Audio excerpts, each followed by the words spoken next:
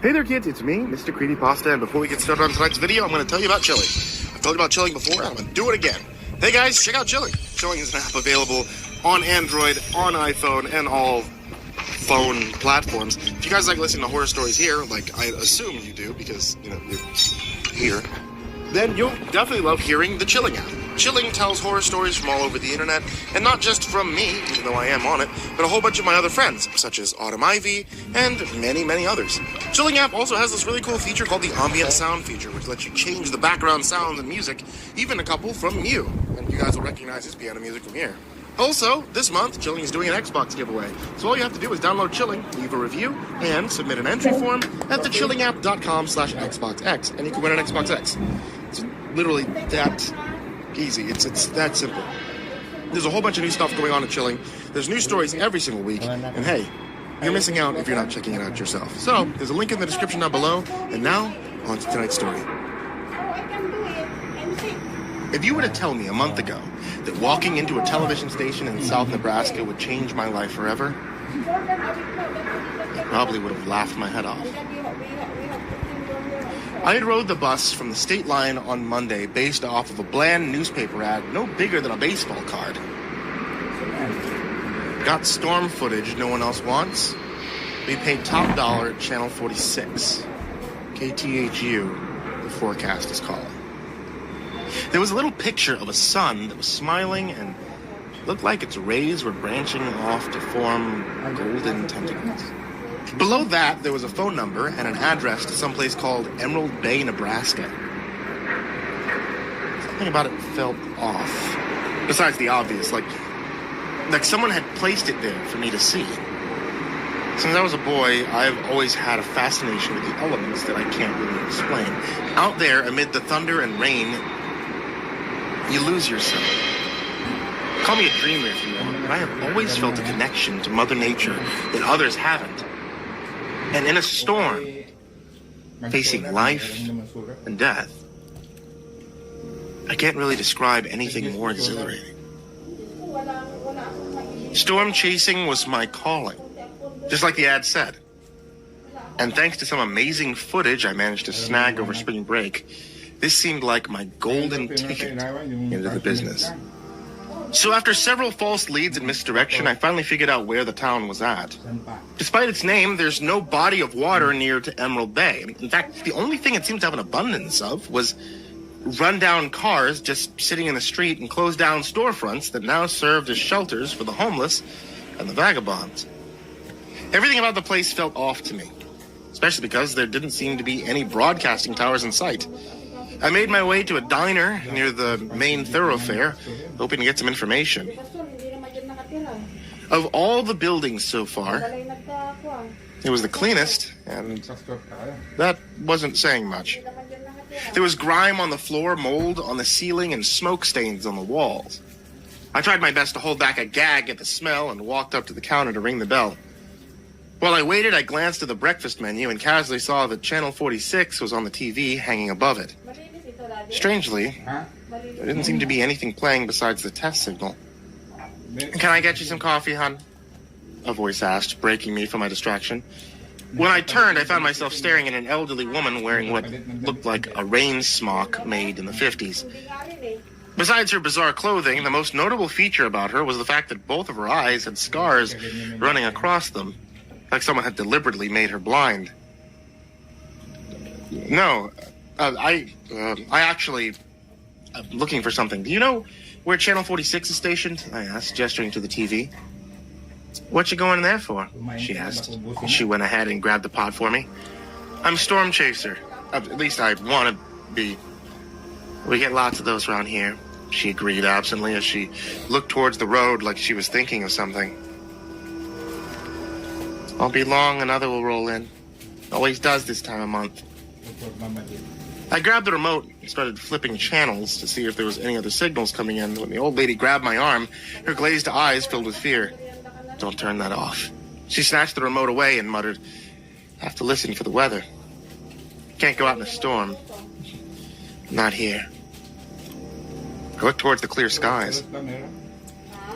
Forecast looks clear to me. Maybe I can get to the station before it hits? The old woman looked blankly at me for the longest time. Sure, of course you can. I apologize for that. She started to wipe the counter furiously. Yeah. So, where is the station anyway? You can find KTHU on the outskirts of town, near a group of hills that cast a shadow over any road that leads you towards it, she said. She went back to her kitchen. I meant to tell her thanks, but she had already disappeared from sight. Since there didn't seem to be any running taxis in Emerald Bay, it looked like I was in for a long walk into the middle of the woods. To make things worse, a soft, icy rain began to fall, just like the old woman had predicted. The tree cover was just enough, though, where I knew I wouldn't catch my death of cold. Once I got to the foothills, the broadcast station stood out like a sore thumb. There was yellow graffiti on the outside of their building, which looked like it had been on the brick longer than anything else. The roof was slumped in, and the windows that weren't smashed were boarded up. Even the letters for the call sign on top of the building, just a flicker of themselves, illuminating the floods that shrouded it. Drink water, people. Lots of water. Drink lots of water. All sides. If there was a poster child for forgotten abandoned television networks, it would probably be in the top 3. Upon entering, a short blonde receptionist popped bubblegum and asked me what I was there for. I showed her the newspaper clipping, and she buzzed someone on the intercom to come up and walk me to the back. A few seconds later, an imposing older black gentleman walked through a set of double doors and gave me a once-over. You a cameraman? I swallowed hard and responded. Yeah, I'm Dylan Pruitt, sir. I'm from... Come with me, then. Thanks, Matt. He ordered, waving to the receptionist and walking off before I got the chance to even give him a well-prepared speech. 10 minutes later, I was fidgeting with the tape I brought in my right hand and biting my cheek when a young reporter walked past and started pouring some coffee. I think I noticed her because of her age. She was a girl, probably about my age, able to lead the life that most only dreamt about. It made me jealous to think that she probably had experienced more adventure than my whole college class combined. The girl noticed me, too. Well, she noticed the old VHS I was holding and asked about it. It's for Mr. Kearney, from the F4 we had back at the end of March, I told her. Her ears seemed to perk up. Are you a chaser? She asked. I hope to be. Well, the boss is kind of busy. If you want, I can take a look at it and tell you if you're wasting your time or not, she said. I hesitated, surprised by her sudden interest in the footage. I was too exhausted from the trip up to think of a reason not to give it to her. Wait here, she instructed me. It was probably only 20 minutes she was gone, but it felt like eternity. When she did return, a stout-looking man was at her side, looking anxious and excited all at once. Young man, are you the one that brought us this footage? He asked. Yes, sir. His sharp voice intimidated me. Where did you get it? The girl snapped. Her brash words made me even more nervous, like I was being tested. During that F4 back in March? I was on the 330. There's no way anybody could have gotten that footage. Too dangerous. The stout man proclaimed, and then added with a fluster, we need to run this by Martin. Have him check for any discrepancies. Hold on, I said as I stood up. That belongs to me. The girl let out a sigh and took out her checkbook. All right, how much? What? I don't want your money. I want a job. Her laugh echoed down the hallway this time. You've got guts. I'll give you that. Trust me, you want to walk away from this. So, how much, or do I just leave it blank? I looked to the stout man to see if this was some kind of joke. It was clear she wasn't budging. Neither was I. Mr. Kearney would be the only one to decide what to do about my footage. Oh my god. I said to her sternly. Level 80, I don't. She gave me another glare like she was about to slap me. I'm fucked now. Then a smile crossed her face. All right, wise guy. Have it your way. I'll have my dad look at it right away. As I took a moment to register what she just said, she snatched an old walkie-talkie off a shelf and shoved it into my open arms before disappearing into the office doors just past me. The stout man shuffled his head and mumbled an apology. Well, I don't have Sorry any about shit, so fuck it. Olivia tends to be a bit of a hothead. Comes with being the boss's daughter, I suppose. That explained how she was able to get a job here so young. My jealousy actually felt justified. What's that for? I gestured toward the walkie. Set it to frequency 2. When Mr. Kearney makes a decision, we'll call you in there, he explained. Do you people not believe in cell phones? Cell phones interrupt signal, he muttered as I strapped the walkie to my belt.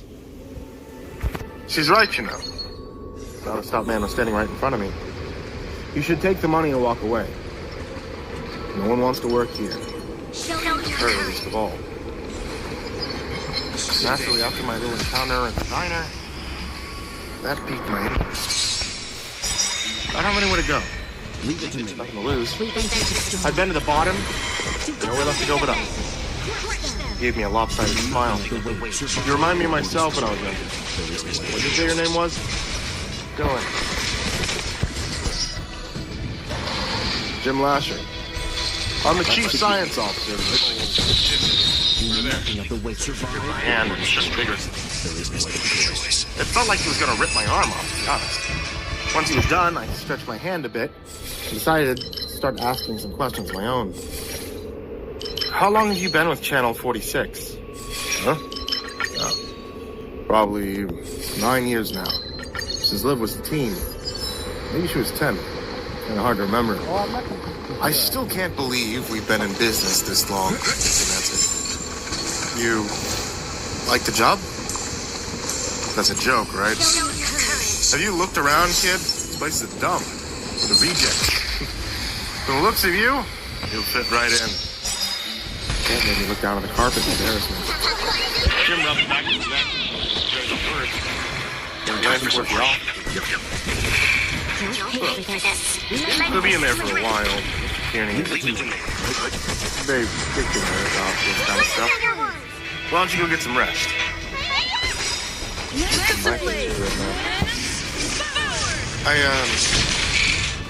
I don't have anywhere to go. Oh, shit, sorry. Jim mumbled something under his breath and reached into his pockets to give me a wad of cash. Here, take this. Should be enough for a motel. Then the black man I met earlier stepped through the doors, wielding a camera on his shoulder and some sort of spherical metal object under the other arm. Hey, Martin. You about to head out to meet Caleb? Jim asked as he walked past us. He paused in irritation, clearly having other things on his mind, and muttered, "Kinda busy. What is it, Lasher?" This young man could use a lift to Bad Moon Motel. You can help out? Martin shook his head, looked at me, and then grunted. Drums rolling in. Don't need to be going anywhere. Motel's in the safe zone. Now, should be fine, Jim suggested. Both of them seemed to be sharing a private conversation silently as I stood there awkwardly. Martin sighed and pushed the back door open with his foot. Come on, then. I jumped, said thank you to Jim one more time, and then ran towards the parking garage behind Martin. A few moments later, I was helping him put the equipment into one of the bulky vans. It had the broadcast logo on the side. It was entirely painted. School bus. Aren't weather trackers normally painted white? Anything about KTHU seem normal to you? I had to give him that one. The short drive to the motel was filled with awkward silence except for the occasional bump in the road and the rumble of thunder. It felt longer than any leg of this journey had to so far. Finally, he slammed the brakes in front of the cheap motel on the outskirts of town. It's you. Thanks. I guess I'll see you in the morning. Before I stepped out of the van, Martin grabbed my arm and made me look him dead in the eye. You really set on joining our crew, huh? You wouldn't come all this way for a few bucks. Can I give you a piece of advice? I asked him. He hadn't sounded mean anymore. Almost sounded like he was genuinely concerned. Too stupid to listen to common sense, but maybe you hear what I have to say about the storms and destroy. I turned toward him, excited to hear more. I've heard the weather can be pretty wicked. Hailstorms the size of golf balls in the spring, tornadoes in the summer. Honestly, it sounds right up my alley. Pun intended. You haven't heard shit. The storms out here aren't normal, son. You know why you couldn't find Emerald Bay on a map? People who come here die. They die, and it's always for the same reason. The storms roll in, and they bring something sinister with them. Had a wild look in his eyes. Reminded me of the lady in the diner. It was enough for me to not question his words. There'll be one tonight, so listen close if you want to live. You're going to go inside your room, you're going to lock the door, and close all the windows. Don't come out until it passes. Leave it to me. It's important. No matter what you do, and for the love of God, don't mind. Hear me? I nodded frantically, and he pushed me into the curb and added, "One more thing. Keep your TV on channel 46. No matter what." A little voice in my head told me he was just trying to scare me. And after all, he was the veteran cameraman on the crew. New blood like me might be considered a threat. Another voice, nagging about himself arriving in Emerald Bay. That voice grew louder when I walked to the motel office. Found the young man running it, had the same scar on his eye as the woman behind him. You looking for a room? Yes, pleasantly. Yeah. That's the card. Yeah, because he took out an old ledger from under the counter. There wasn't any other name in it. I brought 40. Despite his disability, he was able to take out the exact change that he needed from the register by then asking the correct key. Number 11 on the end. Enjoy your stay. I spent the next 2 hours looking out towards town and seeing the storm clouds grow bigger. This battle is unavoidable. It looked pretty deadly. Martin's words cut the wind in my head. Despite my better judgment, I went ahead and I closed the blinds and I locked the door. Then I found the TV remote and switched it over to channel 46. Once again, nothing besides the test signal came through. It was so loud, I immediately reached the dial and switched the set back off. Leave it to me. For the next few hours, I get some sleep. Always been something I like listening to it deep down outside. Amid the strong rain, I heard what sounded like no guttural noise. Ransoms ready. A wild animal makes them beat with a whip. That's how to describe it. Car alarms went off, rumbling noises and tremors shook the motel like a leaf. While distracted by the noises outside, I heard a I'm not rasp. completely sure I can. Spun around to hear someone desperately trying to open it. Instantly, I leapt to the handle and pressed my body against it. "Who goes there?" I asked. "Let me in. Please. You have to help me." Okay. It sounded like the old woman. She was scratching at the wooden paneling, crying. I kept hearing the storm rage on. I hesitated. Something about her voice sounded off. "It's getting closer. Please. I'm begging you." She was trying so hard, I thought she might break the door down. "I'm sorry, but I can't." I told her. Suddenly, her desperate cries for help turned to outrage and feverish clawing. The door began to splinter, and I ran to the dresser. It took all my strength to push it, and even then, I wasn't sure that it would be enough to stall whatever was on the other side. I closed my eyes, listening to the thrashing and praying that I made it through the morning. Above me, the streets caused the electrical fan to short. Darkness covered the room. The wind was picking up, and the whole motel felt like it might cave in. Quickly, I snatched up the remote and used the light from the TV to see if she finally broke open the door. Let's begin. There was not a human being at all. Her lower body was stretched out like a snake's, with long, jagged legs skittering inside as the storm raged louder. Just as she was on top of me, her mouth stretched open to reveal rows of tiny, sharp little teeth. The broadcast from 46 began to play. The snake woman stopped in her attempt to swallow me whole and hissed loudly as the test signal grew louder. I kicked at her face and slammed what was left of the door shut on her as she slithered away. Listen, please. For another moment, the thunder stopped and the air outside became a false silence until at last.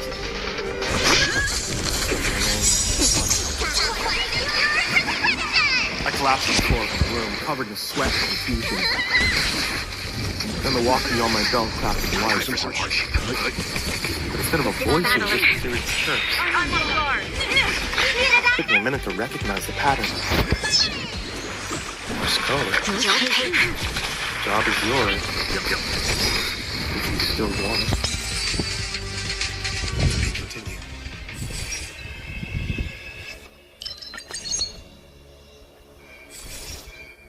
Morning light crept its way into my room less than an hour after I got the message from Olivia Kearney. I probably stared at that note I scribbled for the longest time, though, trying to decide whether or not I was in or out. Then before I knew it, there was another rap at my door. Open. Tumbled back to bed and get sleep. I heard the door crunch, and the newcomer pulled at the blinds and made a loud popping noise right over my head. Shielding my eyes from the sun, I sat up and found myself staring at the young blonde in the station. Rise and shine, she said, popping her bubble gum again and tossing some clothes. Take a shower, put these on, and get outside in 10. Leave it to me. After stretching and letting her leave, it took a minute to peek out the blinds and see what sort of damage the storm had done to Emerald Bay. Much to my surprise, however, the ghost house was no more desolate or run down than the pathway prior. It made me wonder if whatever I had heard and seen the night before was some sort of smoke and mirror set up by the old woman an actor whoever scam they were pulling. The reason for this doubt is because before I came here, I can't say that I've ever heard of that call sign before. It was just Emerald Bay. It doesn't seem to exist anywhere, not even in the corners of the darknet. How did Channel 46 remain that much of a secret? After a quick shower, this doubt I felt. That they were hiding something only through when I saw the impressive outfitted Hummer the girl was driving. There was no way a place like this could afford something like that. Busy day today. Grab a bite to eat before we head to the station, she suggested as she revved the engine. I tipped my head to her with a polite smile. I don't think you've been properly introduced, miss. Natalie, Stella. But you can call me Nat. Everyone does. Astronomer and mathematician. Welcome aboard, newbie. He pressed the jiggle and then sped down the road. So, how long have you been with PTQ? 6 months? Nice to finally have some new blood. Just hope you last longer than the last man. Gave me pause. Take it. You seem to have job vacancies often. Nick was a good one. Really thought he would make it. She admitted as we turned the corner and started rambling. You know, the way I see it, the boss should have been more open with y'all about what we're up against. But like telling you is gonna change nothing. She spat out gum and pulled up to the front of the diner. Nobody listens to me anyway, except for Martin. He still remembers what it was like before all this. Kept quiet. Too afraid that if I interrupted, she might second guess what she was saying and walked inside. Unfortunately, my hopes of the conversation continuing were dashed to pieces when Natalie saw the diner was full of customers. All of them seemed to be of the same breed. Long-faced, bulging eyes. Their skin showed signs of severe dehydration. Where did all these people come from? I muttered as Natalie grabbed my shirt and whispered, "Stick close to me." We walked up to the counter as she rang the bell, glancing nervously up towards the TV monitor. It was blank. From the back, the old woman appeared and offered a blank stare to both of us. "Morning, Maggie." Maggie begging over the set? I asked with a faint smile. Storm knocked out the power. Must have blown a fuse, but hadn't been working all morning. She said dismissively as she got out her pen and paper and asked for an order. Natalie was back up. You know what? I think we'll just take a rain check on that, Maggie. It's the new guy's first day. Probably shouldn't be working on a full stomach. She grabbed my arm and turned to leave, bringing us face to face with one of the old townsfolk. "What's the rush?" the fellow said with a wide grin. Looked unsettling. "Hey!" the second person insisted. It pushed us both down on the shoulders. "You can't leave," the first agreed. "Natalie? What's going on?" There'll be a lot of Still trying to determine if any of this is real or not. Suddenly others in the diner started chanting the same 3 words. "You can't leave!" Natalie reached in her purse and grabbed the keys. "On the count of 3, they're gonna make a run for it," she told me.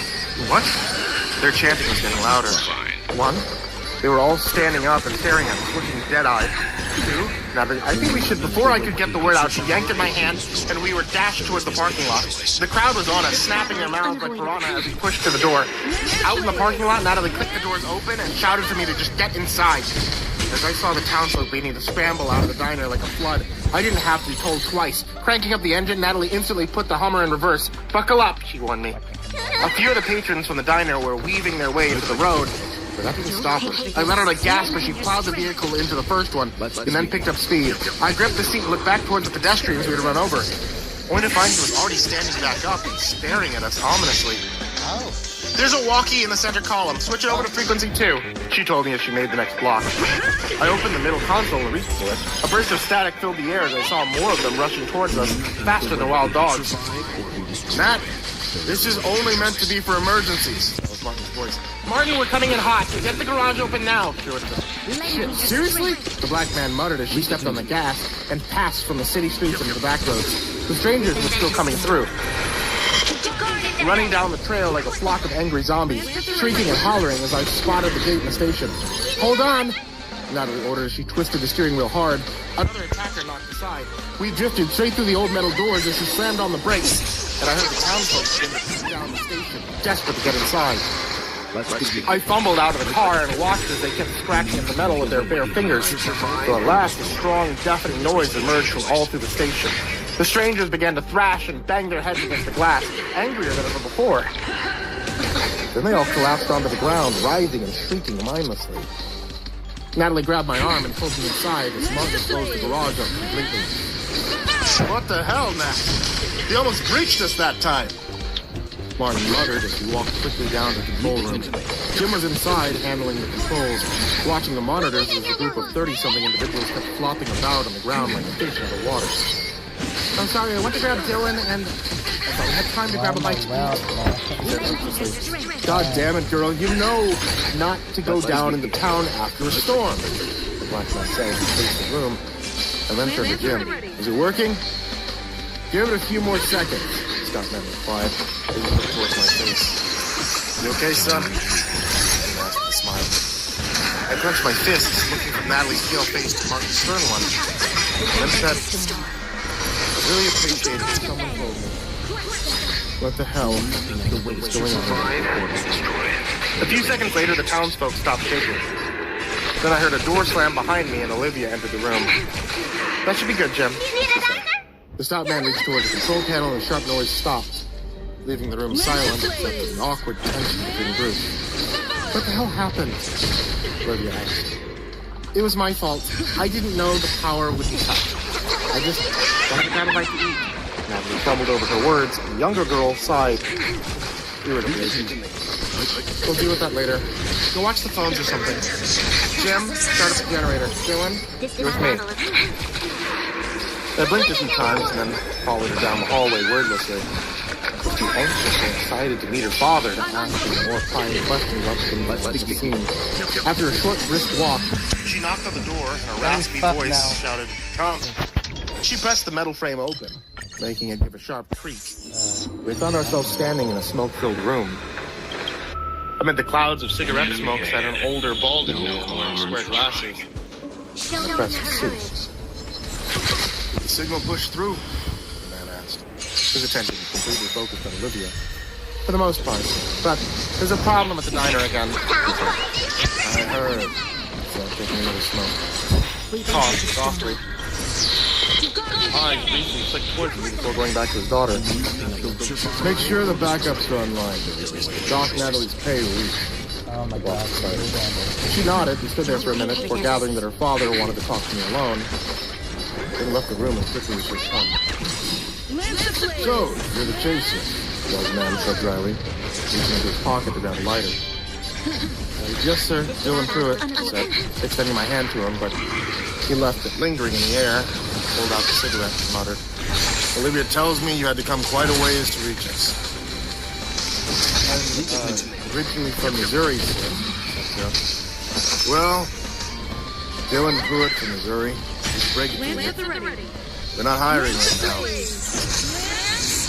"What?" "But the ad said we were looking for footage." "Compensate before. and give you enough extra to make it back home. Checkbook. I told your daughter I didn't want your money. Not, but I'll give that to you and something more. Contact info is the best way to get yourself a job at any news agency in the West Coast. You'll be able to pursue your dreams of chasing death anywhere you want, Mr. Clinton said, sliding the info across the desk. I took a look at it. I mean, no doubt in my mind that it was a legit offer, but instead I simply passed it back to him and replied, I appreciate you. But after everything I've seen these past few days, I'm afraid I'll have to decline. He nodded absently, tapping the business card on the desk before commenting.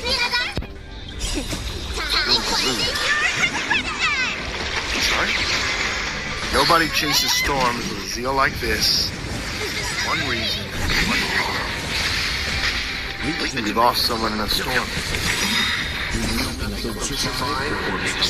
I opened my mouth to make a reply, but before I got the chance, another person slammed on Mr. Kearney's door. Sorry to interrupt, boss, but I got a signal, Jim said as he pushed the door open. That was enough to make him sit up straight. What? How? Martin's probe. Caught the tail end of it just outside the county line. Looks mighty promising, Jim said excitedly. Before Mr. Kearney had a chance to respond, his daughter pushed the door open and remarked, "Don't even think about it. We still haven't heard from Caleb." Who's Caleb, anyway? I asked, recalling the name of Jim spread a map out right in front of the boss. It's all flatline out there. Should be a done deal. You could get in and out before anything went sideways, Jim insisted, ignoring my inquiry. And who's going to be manning this little expedition, Lasher? You? Lydia snapped. Jim rubbed the back of his head and muttered, "Look, Paul, we might not get a chance to work with him for a while. Me and Nat can watch the base, and we can do this. We have to. There's no way I'm leaving my father's life in your hands," Olivia snapped. "Enough," Mr. Kearney said sharply as he looked at the charts. And then towards me. "You familiar with these roads, Pruitt?" The map nodded. "Yeah, I could get you no problem." "What?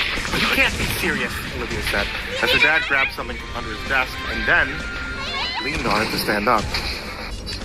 It took me by surprise, because I saw him lean against the crutch and realized his right leg was completely gone. And Martin will have his hands full with cameras. And I sure as hell can't drive, he said loudly. Holy shit. The old man tossed his remarked, "Congratulations, Mr. Pruitt. Looks like you'll get to chase that dream after all." He continued.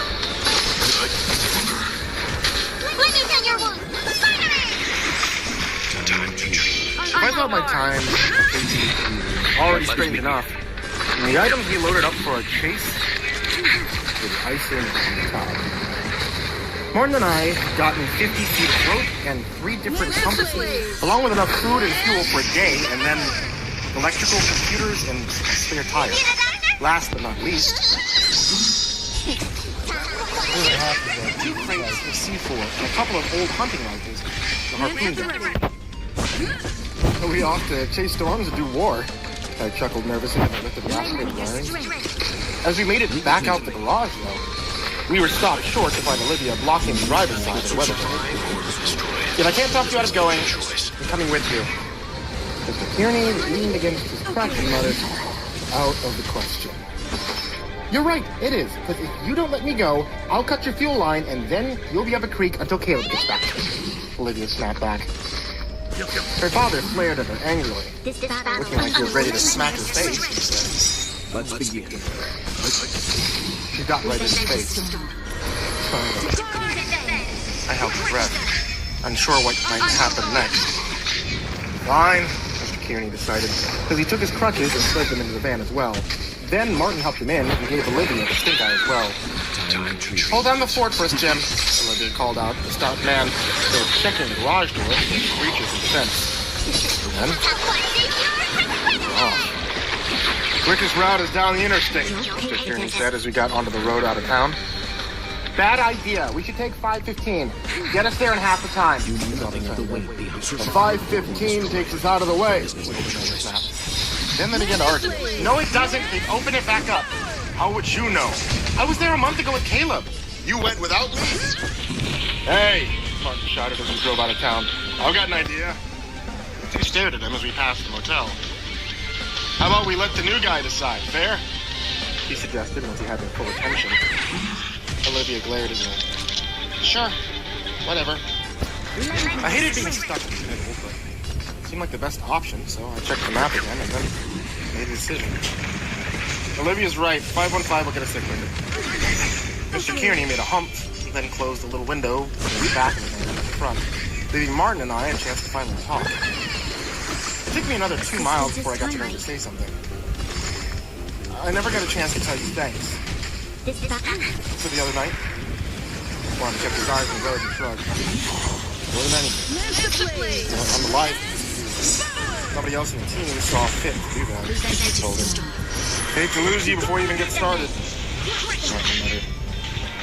Behind us, I heard the father and daughter begin to bicker again, and I chuckled. They're always that way? Didn't used to be. Things changed after the mom. I wasn't around for that leg of the journey. What happened? I whispered as we made our turn on the highway. The way Jim tells it, she was tired of this life. Emerald Bay, storms. Long couldn't give it up. So went their separate ways. Glanced toward the rear of the van and added, messed up lived pretty bad. In fact, I'd say that she hasn't been the same since. Let's nodded. Watched it for miles through back. Considering everything I've seen so far, storming through. Nice thing for everyone, I suppose. Thought for the family, anyway. Guess that makes us lucky, bonus. You don't have to worry about that sort of thing. Nothing between us. Our dreams. Except the sky and the earth, I told him. Martin clenched the wheel a little harder, didn't respond. From what I gathered, I had said the wrong thing. The conversation was over. So for the next 4 hours, we listened to the occasional radio broadcast and followed the charts of the monitor ticket. Finally, we reached a stretch that's 5:15, about 5 acres wide, with nothing but green grass and power lines dotting the road. This should be a good spot, Martin. Let's begin. We parked a few feet off the road, and then Olivia began to help her father set up a tripod while Martin checked the cameras. The sky was so still and quiet. Kind of hard to believe we were even tracking anything. In fact, come to think of it, I checked my phone on the way out and hadn't seen a blip on the Monopoly. What the hell were we following? Well, everyone else got to work, I fiddled with the controls to familiarize myself with the van and how to handle it. I wanted to make sure I could get gears, get us going at top speed if necessary. I didn't want to come up short of my first chase. Popping open the glove compartment, I saw a few straight papers and slid them out to take a look. Insurance and maintenance was pretty common. There were also quite a few articles on missing persons. I recognized one of the names. Nick Sanchez. Is that the Nick that all of them are talking about? Dylan, can you check to see if the feed is still running? Olivia shouted, breaking me away from my reverie. I shoved the papers back in the glove compartment and nodded absently to her before giving a thumbs up. When my eyes turned to the horizon, I saw a rumbling of lightning moving across the distant clouds. There she is! Mr. King said excitedly, as he adjusted the tripod. Clouds were rolling in fast, swifter than I expected. As soon as they crossed a patch of trees, several alarms on the computer began to go off. The lightning began to stop and simmer in the clouds, as all of us watched with bated breath. The air itself seemed to change, grow heavy, then funny. Mr. Kearney shouted excitedly, Martin, start up the camera. I think we should probably get back in the van. Let's begin. The wind grew stronger, and the swirling clouds grew more intense. Suddenly, sky and earth met to form a towering dot over on the horizon, and twisting barely across the farmland. I need to get a good angle, her father insisted, starting out everything in place. Olivia ignored her father and walked towards me. Hey, where you go? Don't listen to her! Kearney barked as the wind nearly pushed the tripod over. The funnel was right across the road, maybe only 10 miles away. I think I got the signal, Martin shouted. The old man was staring towards the tornado with fierce excitement, waiting another moment until Martin confirmed it and said, "Yep, we're locked on, boss." That was all it took for the old man to finally listen to reason and get in the van. "Drive through it," Olivia told me as Martin kept himself steady and the back doors open. "Keep the speed steady. You can't get too far from it," my father added as I stepped on the gas. The massive black and gray clouds swirled and destroyed everything in their path as we made it down the highway, Martin dangling halfway out of the back to get the right shot for his boss. "Anything?" Mr. Kearney asked. The black man narrowed his eyes and muttered, "Too weak. Could be anything. Damn it!" "Dylan, get us closer." "You're kidding, right?" I asked with a surprised look on my face. Already power lines are being snapped up like toothpicks to be pulled into the storm. "This is what you signed up for, isn't it?" Kearney countered with a wicked laugh as the raging twister filled the air with its roar of devastation. The choice was made for me a second later as some of the power lines fell down on the road, and I yanked the steering wheel hard to turn about. Now we're driving straight towards the funnel. "Get in the fields, right alongside it," Kearney said. "Dad," Olivia said in surprise. "Martin, get the guns ready," I said, ignoring her as I picked up speed. We were almost there. I felt my heart beating out of my chest as I pulled the van into the long stretches of farmland, and the trees began to bump wildly. One little pitfall and we could go flying. "I got it. We're back in business," Martin said excitedly, as another computer screen lit up. The tornado was ripping straight towards our van. "Open the hatch." Let's begin. Mr. Kearney ordered. His daughter complied and pushed the roof of the van open as he lifted himself up and yelled out, "Give me the gun!" Martin was right there below him, loading the weapon and tossing it up as I clenched the wheel harder and prayed to God that we could make it past the funnel. "Ready, Dylan? I need to get a clear shot," Mr. Kearney yelled. I must have given them all a look that showed how insane this all was. I didn't say a word. I just kept driving. Kearney pointed the rifle right towards the tornado as I felt the van bump and nearly lift out into the air. "I think we hit something," I said as we kept wobbling on the right side. He was ignoring me. And with a look of satisfaction on his face, he fired a shot straight towards the twister. I heard a scream. It sounded like a banshee howling. It was coming from the storm. "Give me another. We need to make sure," he snapped, passing the gun back to his cameraman. Martin loaded it up again and then looked towards me as I turned my eyes away from the road. "Dylan, watch out!" I swerved to avoid a billboard. The van hitting stalks of corn as the tornado ripped the massive metallic structure to shreds. And Mr. Kearney crushed the roof. In those few moments, I lost control of the wheel. The storm was nearly right on top of us. One of the billboard's pylons had come smashing down a few feet from the van as Mr. Kearney climbed back inside and slammed the hatch shut. "We need to get out of here. Step on it, Dylan," Olivia shouted. "We've already blown a tire." "We're so close," my father growled as the screaming grew louder. "I can do this." Before we got a chance to object, the back door of the van swung open and flung itself into the storm. It was barely hanging on. Then he raised the gun again and fired another shot. This time, there was no mistaking the shrieks that we heard. A rumble filled the air. I saw streaks of lightning cross the funnel. Something moved from within. "What the hell is that?" I shouted. Suddenly, more debris began to rain down on us, and Olivia pushed my leg down and muttered, "Drive, goddammit!" The other door on the van was flung open and dangling as well as we made it to the highway. Then, from amid the storm, something spun out and hit the road behind us like a rocket. "I need the rope." "Martin!" Mr. Kearney shouted anxiously. A moment later, the two of them had prepared the harpoon gun, and I watched from the rearview mirror as the thing from the storm began to move. It was about the size of two grown men. Its body was like that of an overgrown toad with its legs twisted backward, and it had two extended arms. They resembled that of a praying mantis. Just as it stood up, I saw from its back long, thin, bony wings extend towards the heaven. Then it shrieked and started towards the van. "Don't stop," Olivia told me as I drove around the downed power lines. The damaged tire caused the van to bump and grind on the road. The creature screamed and flew towards us at lightning speed. Its long claws smashed against the road like boulders, hitting the pavement and knocking up more debris. Martin grabbed the heavy harpoon gun and took aim. "I need you to keep it straight." Stay calm. I clenched the wheel again, doing my best to comply as the sweat rolled down my face. Suddenly, the creature was on the roof of the van, its claws smashing and thrashing at us like we were a tinker toy. I twisted the wheel to try to throw it off, but our tires skidded and our vehicle went spinning. Martin dropped the gun, and the massive flying monster splashed straight into his right shoulder. The cameraman screamed out, and Olivia fumbled to grab the harpoon gun as the creature shrieked and prepared for a second strike. It was all over in a matter of seconds. Olivia fired the weapon straight at the creature's face as Mr. Kearney let out a few rounds. It fell from the back of a moving vehicle with a thud. Martin collapsed in pain on the passenger side as Mr. Kearney shouted out a few colorful words in victory. Turn us back around, he ordered. This time I made sure the look I gave him told him I thought he was crazy. But just as I was about to make an objection, I saw the funnel cloud had dissolved. The sky was clear. All that remained was a path of death and a severely wounded monkey. I pulled the van up right beside it to get a good look. The thing had skin as gray as the storm.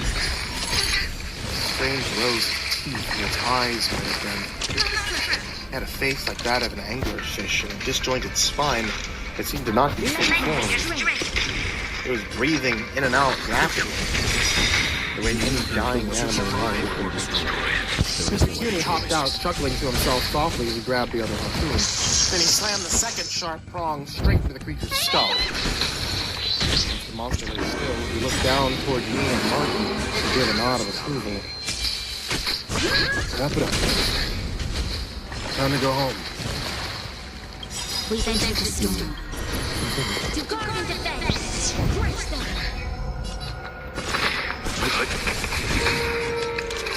By nightfall, we'd made it back to the station on a spare. It was bad enough driving on only 3 good tires to have a monster's corpse in a cold van. On top of that, Martin's injury was getting worse with 2 small convulsions. Long, strange streaks of dark gray were spreading across his right chest. Olivia was monitoring it. A rag on top of the road. He kept screaming every other minute at the top of his lungs. But you wouldn't know it if you saw Mr. Turnip's face. His features were like those of a man that had just bagged a prize elk. I decided once we were settled, it was going to be high time I had a serious talk about all of this. Once a few miles out, turning the radio to get a stretcher ready, Natalie and Jim were there at the garage before we even pulled up. Blonde gasped as she saw Martin's injury, rushing to his aid, and Jim moved quickly toward the passenger door. That's not for him. Move the bug. Mr. Kearney instructed, kicking open the van door. Jim hesitated for a second and complied by helping Olivia lift the creature on the stretcher and dragging it towards the lower stairs. Martin nearly collapsed, though, as he got out of the van, but Natalie and I had to use our combined strength to get him inside.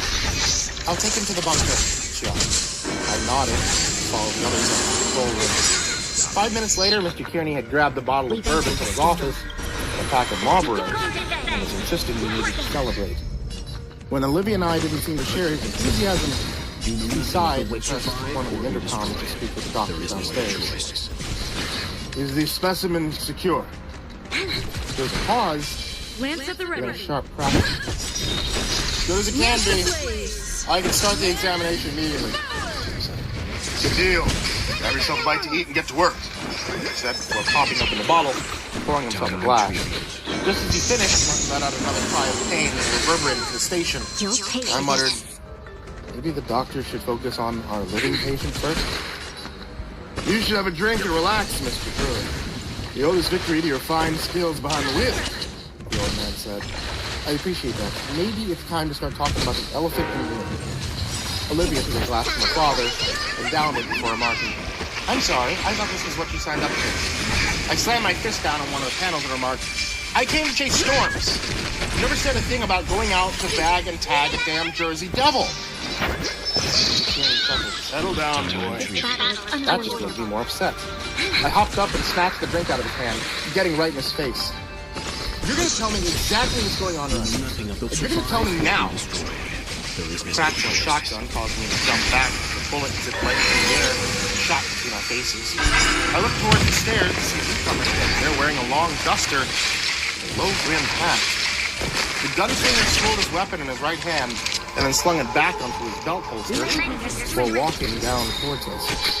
Olivia placed her drink down and shouted, Caleb, thank God you're all right. She ran up to the gunslinger and hugged him. She hugged her back, then marched up to the screen, grabbing some beside me, and crunching on it. Beacon's in place, well, he muttered as he quickly sized me up. Who the hell do you think you are? I'm sorry, weren't you listening? Caleb Mitchum, trapper, hunter, and all-around badass. He paused as he pushed me away from his employer and added, bigger question here is, who are you? Why is the great Paul Kearney putting up with that bullshit? Caleb, this is the cameraman. heroes mentioned to me as the hunter grabbed up from the handful of snacks and walked towards the control monitor.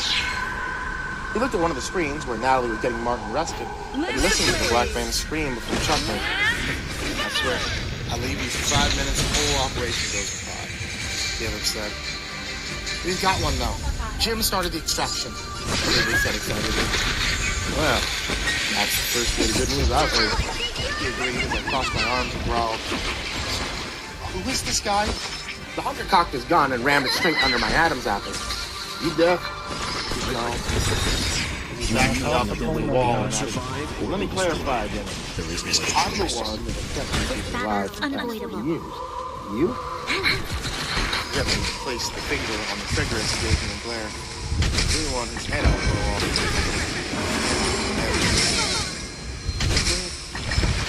I swallowed hard and muttered. Lance at the ready. Caleb held the weapon against me for a long moment, then laughed before turning towards the kitchen. Now we got that cleared up. Let's go see the bug, he said, clasping his hands together and moving towards the exit. Olivia and her father followed him at a slower pace, and right before they left the control room, Hunter paused and looked towards me. Dylan, aren't you coming? I nodded, darted my eyes down to the floor as the three of us followed the newcomer down the stairs and into the station's basement. A series of long winding corridors led us to what looked like had once been a maintenance room of some kind, but now, thanks to Jim, it had become a makeshift morgue. The creature lay on the metal slab with its multiple appendages strapped down to the side and a long tube running into its skull, the kind you might find for oxygen and surgery. Jim was just finishing up a couple of lights as we walked in and watched from a small observational ramp. Thanks to the additional illumination, it was clear to see that the place where Jim and Kearney had struck the creature had completely calcified. In fact, most of the gray skin now seemed to have hardened to the point where only an extremely sharp blade had a chance of penetrating the shell. As if reading my mind, Jim hooked up a bone saw and began to slice the creature's chest. It sounded like a drill smashing into solid earth. Behind us, the door swung open again and Natalie walked in, gripping the metal banister that Jim kept cutting. How is he? Olivia whispered to the blonde. Resting, but in a lot of pain. Anything yet? She replied. You know I can hear you, Jim interrupted as he made another incision. Well? Mr. Kearney growled. Lasher wiped sweat from his brow and remarked, should probably go a lot faster without so many prying eyes. The rest of the crew ignored him, though, as blade hit the strange organic material within the beast. It smelled like dead fish. A moment later, the blade hit something metallic, and Jim stopped the saw before turning to Caleb. Grab me those incisors. Yeah, I think that's great. The doc ordered, passing the tool to the stout man. Caleb and the rest of us watched as he used the curved metal tool to spread the creature's chest wide open. From under the twisted bones and fatty tissue, something gleamed like a diamond. Jim repositioned the surgical instruments and then carefully extracted what looked like a long metal tube. Once out of the creature, he proceeded to grab a few cleaning towels and wipe blood and guts off the discovery.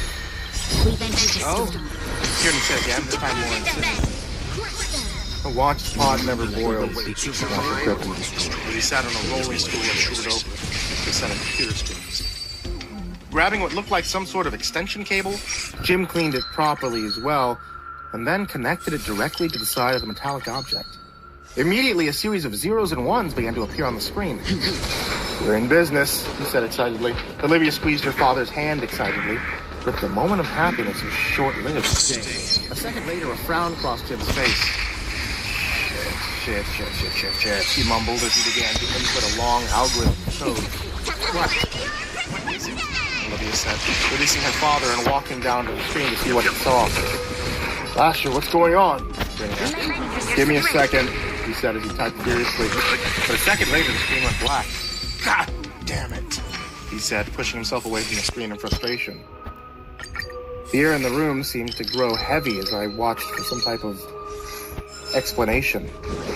It's not a match, Jim muttered as he looked to his boss for an apology. You sure? Kearney asked as he checked the screen himself. Positive. Second I left that cluster, we lost it. Kearney pushed him aside and ran a few numbers himself. Try it again. Paul, I know my stuff. You knew nothing of the wait beyond survive or I waited. They stared down at each other, and finally, Caleb broke the silence by saying, "Exactly why I told you not to go out without me." Olivia gave him a glare and marched out of the room. Then Natalie grabbed at the bar again and muttered, "Mr. Kearney, what does that mean for Martin?" The old man sighed and looked at her. What that means? You know what that means. She shook and tried her best not to cry. No. Natalie! Called out. Let her go. Nothing to be done. Caleb advised. I stared at the three remaining members, ran my fingers to my hair again, before muttering, "Okay, someone please tell me what's going on." Jim shook his head and muttered, "You gents, son, Martin's infected. We got less than 12 hours. My jaw dropped. I looked towards Kearney for confirmation. The old man simply nodded. "Well, we have to do something. Find an antidote for the goddamn things." That would be just wasting valuable resources. Caleb pointed out. "So what? Let him die? Is that what happened to Nick too?" I shouted in response. Mr. Kearney let out a long sigh and then turned to Jim and muttered, Let's keep doing it, Mom." He started hobbling up the stairs to me and muttered, "Look, I don't care what your guard dog over there says. I demand an explanation for all of this. Right now." "I don't want to tell you again, boy," Caleb said, reaching for his pistol. Mr. Kearney waved his hand dismissively and remarked, No, it's okay. Dylan's right. You owe him that much, all things considered." Caleb didn't like that. The door opened to the boss and had a little glare at me. "I'll be joining you, so don't even think about leaving your temple." I sighed in relief. Responded, This battle is unavoidable. "With me. Either way."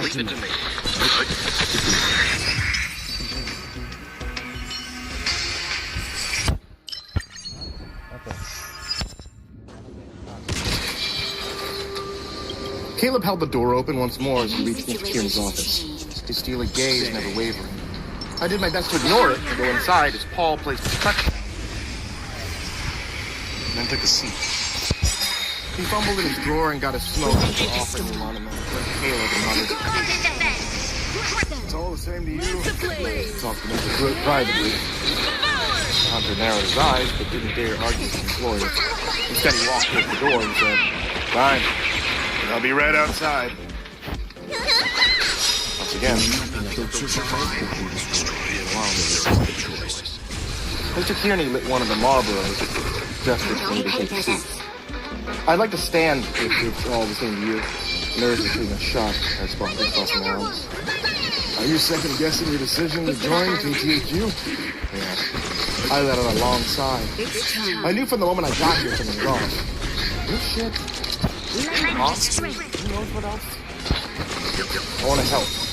I can't do that unless someone tells me what the hell this is all about. Hearing that out loud. You really are something. He looked longingly towards the blacked-out windows of his office. I let the silence linger for a moment and decided to repeat the very same question he had asked me in the morning. You're basically lost. What did you lose? I knew the answer, but I still wanted to hear it from his own lips. He let out another puff of smoke before responding. My wife, Renee Hollister Kearney. It's been almost 30 years for us. This time, I did take a seat. What happened to her? To answer that, I'll have to tell you everything I know about the storm. Why it is we do what we do, he answered. Then he proceeded to push aside the clutter on his desk and reveal a map of the Tri-County area. I clung to every word that he said. In 1999, when we first met, Olivia was no more than a few years old, still nursing. Back then, we were just like you. 9 years, it's the thrill. Drug chasing was Renee's idea. She pointed toward a red small circle on the map. And then we obeyed by accident. Followed a tip by a fellow tracker saying lots of strange storms observed. We got here and kept our equipment and started to think his claims by over-exaggeration. Long after that, we were proved wrong. Weather around here is unpredictable because it doesn't follow the rules of nature. Pause. Staring down before adding some harsh something else at the heart of the story. Let's begin. She nodded absently. Of course, we didn't know that back then. The first storm nearly killed us. Had to run from town to carry the clothes on our back. The incident only made things worse. Those beings, whatever you want to call them, status of life. That's how we stumbled upon this place. We just about randomly and I scrambled inside and managed to turn on the signal. The only thing that saved our lives. Hold on. Are you telling me the station was already here? How long has KTHU been here? I asked in surprise. Hard to say, but when we checked the broadcast, last one was from July 12th, 1987. Mr. Cuny said as he lit his next cigarette and scooted his chair over towards a safe hidden behind a bunch of other clutter. He opened it up and tossed me a VHS tape with that date on it. What's this? I asked, and I noticed that it didn't have any other marking. That? What has happened to the crew before us? Kearney said as he then gestured towards the old TV set on the wall. I walked over to it and inserted the tape, waiting as the grainy images appeared. Several people were appearing in what looked like closed-circuit network. There wasn't any sound, but it was easy to see what was happening. The station was invaded. Invaded by those strange creatures that covered human skin and their bodies like a coat. Glowing with the static. Best to fight them all. One by one, they were picked off and slaughtered. The maddened creatures ripped them to shreds like paper. It wasn't long until none of them were left standing. The three were dead. Same proved true every last tape we found. All of them were gone, Kenny told me. And then laughed. What? I almost forgot. Not so long. There was one survivor. I already met him. I paused and then remembered a few choice words spoken to me when I first arrived. Jim? But how? I asked. Kenny shrugged. Last year was barely cohesive. Spine bruised in 3 places. Babbled like an idiot. Took a few days before he finally recovered, and once he did, hardly had any recognition of what had happened. I scratched my head and realized that explained why the whole place had so much wear and tear. So you just decided to pick up the call and do what? What exactly does this station do? I'm sure you must have guessed. You learned pretty quickly that the signal the tower emits has a paralyzing effect on the creatures that masquerade in this town. Jim knew little else except that the broadcast couldn't be interrupted. Naturally, he wanted to leave. Problem. During the initial attack, Renee was attacked. Jim said it was an infection and she wouldn't last long. He didn't do something. That's all of it. That's exactly like this Martin. Why didn't you say anything earlier? Because it wouldn't make a difference. My wife got lucky because we acted quickly. Oh, that's right. What do you mean that it wouldn't make a difference? Tell that to Martin. The only way to stave off the infection is by capturing one of those things alive. I swear, we almost lost her anyway. Kenny looked away and then muttered, after that, we discovered the connection between the monsters and the storms. No, as dangerous as it sounded. We decided to start tracking it. Show your courage. And that's all you know? That's all you need to know, Jim said firmly. That's not good enough, I growled. Only thing we can hope for now is that Martin goes peacefully, the old man declared, darting his eyes away. I slammed my fist down, forcing him to keep his attention on me. You know, I think I figured out the real problem here, and it isn't that there's the monsters that are too dangerous. It's that you've given up the fight. before you even started. Because your wife died doesn't mean all hope is lost. Don't you dare lecture me about things you hardly understand. You Unavoidable. and this station's been here 30 years. It knows things you couldn't even comprehend. Kieran snapped back. Caleb was at the door, overhearing our outbursts. I told you to keep a level head. That's another warning. Shut the hell up. You're just as bad as him. I understand what you're saying. You want this bowl to be wrapped up nicely and have a bow on top. That isn't how it works. Monsters are people die. You'll pay for this. Lend me your strength. You know nothing of the way they survive or Need to rest and recover there is no this choice. I looked at him with disbelief. I growled. You haven't answered all my questions. Caleb stepped between us, his hand level with his belt as he muttered, What the hell? "Maybe you didn't hear." All said, I'm on guard.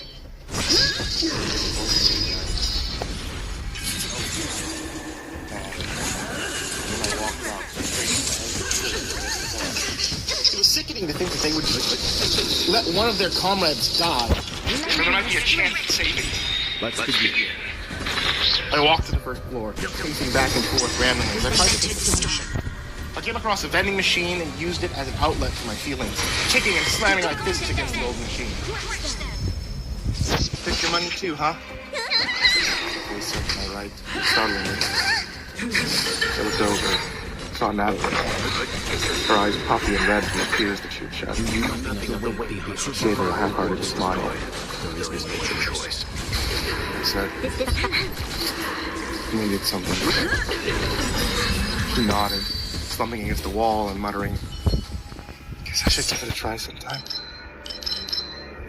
I nodded, standing alongside her, saying, "How's Martin?" Natalie looked away, clearly not wanting to talk about it. "Doesn't look good. You two are, pretty close, huh? Saved my ass more than once. I just wish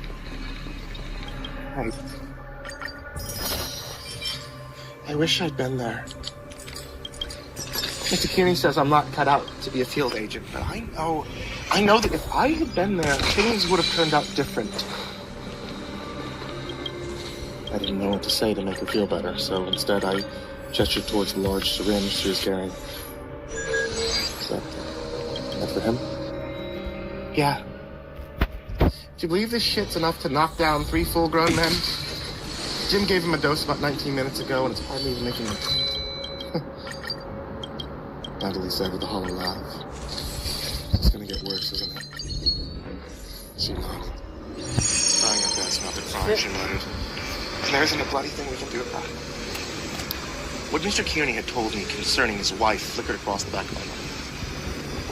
"Maybe there is." He said as I grabbed the syringe and said, "You said this was strong, right? Like it could knock out an elephant or something?" "Yeah, probably wise. What if we use this on one of those things?" Natalie didn't seem to follow. Face a mix of confusion.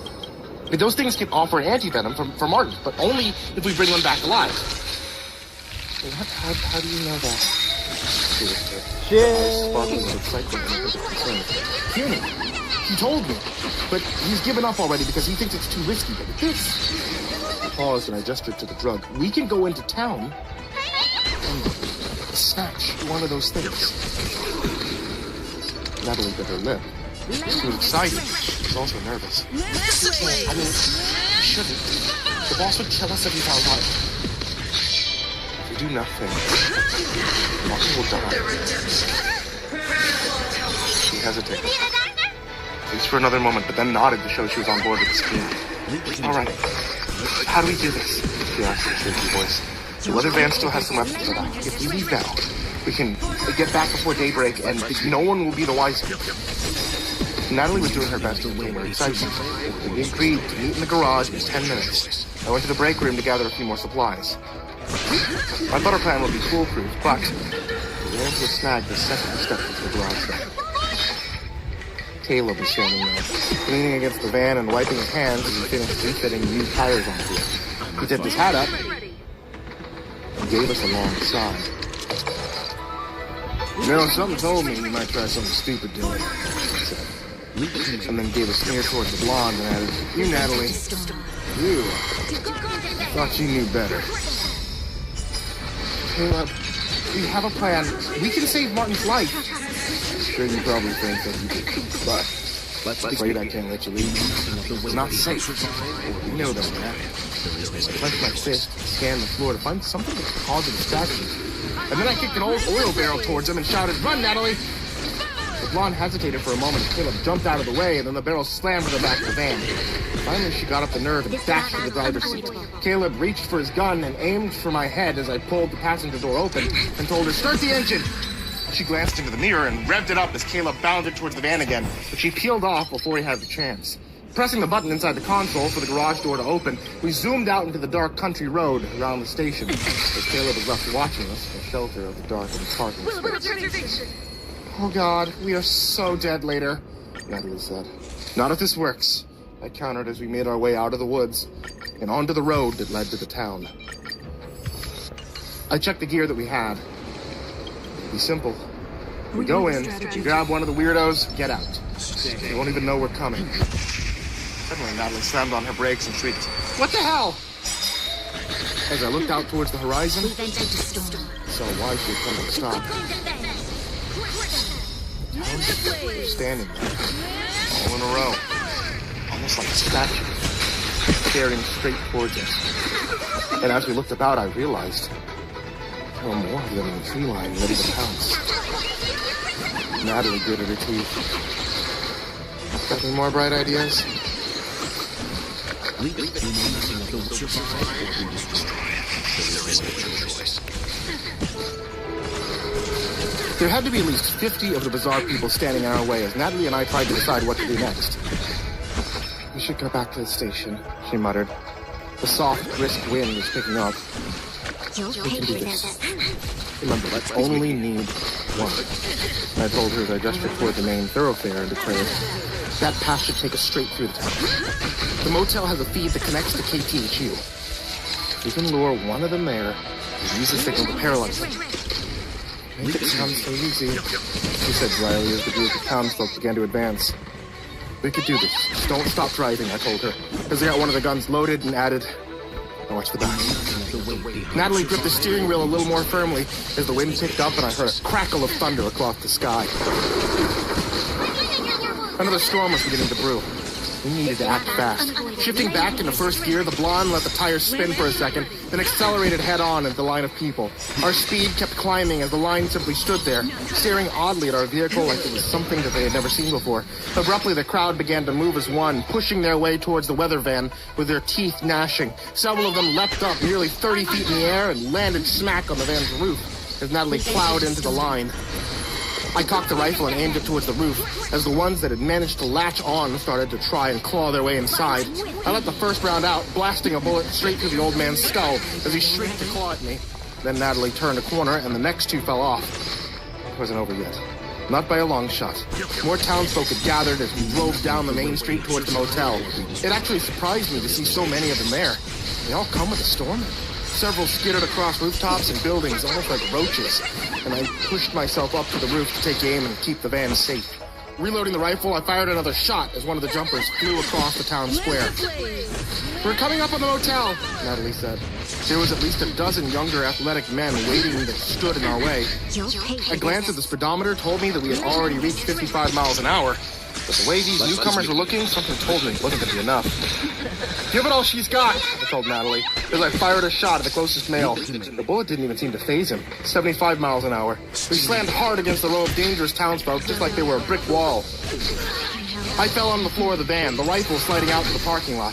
In a matter of seconds, they were on us. One male reached with his muscular arms and tried to pry the back door open as I stood and kicked him off. Then I grabbed the next gun and told Natalie, "Stay here."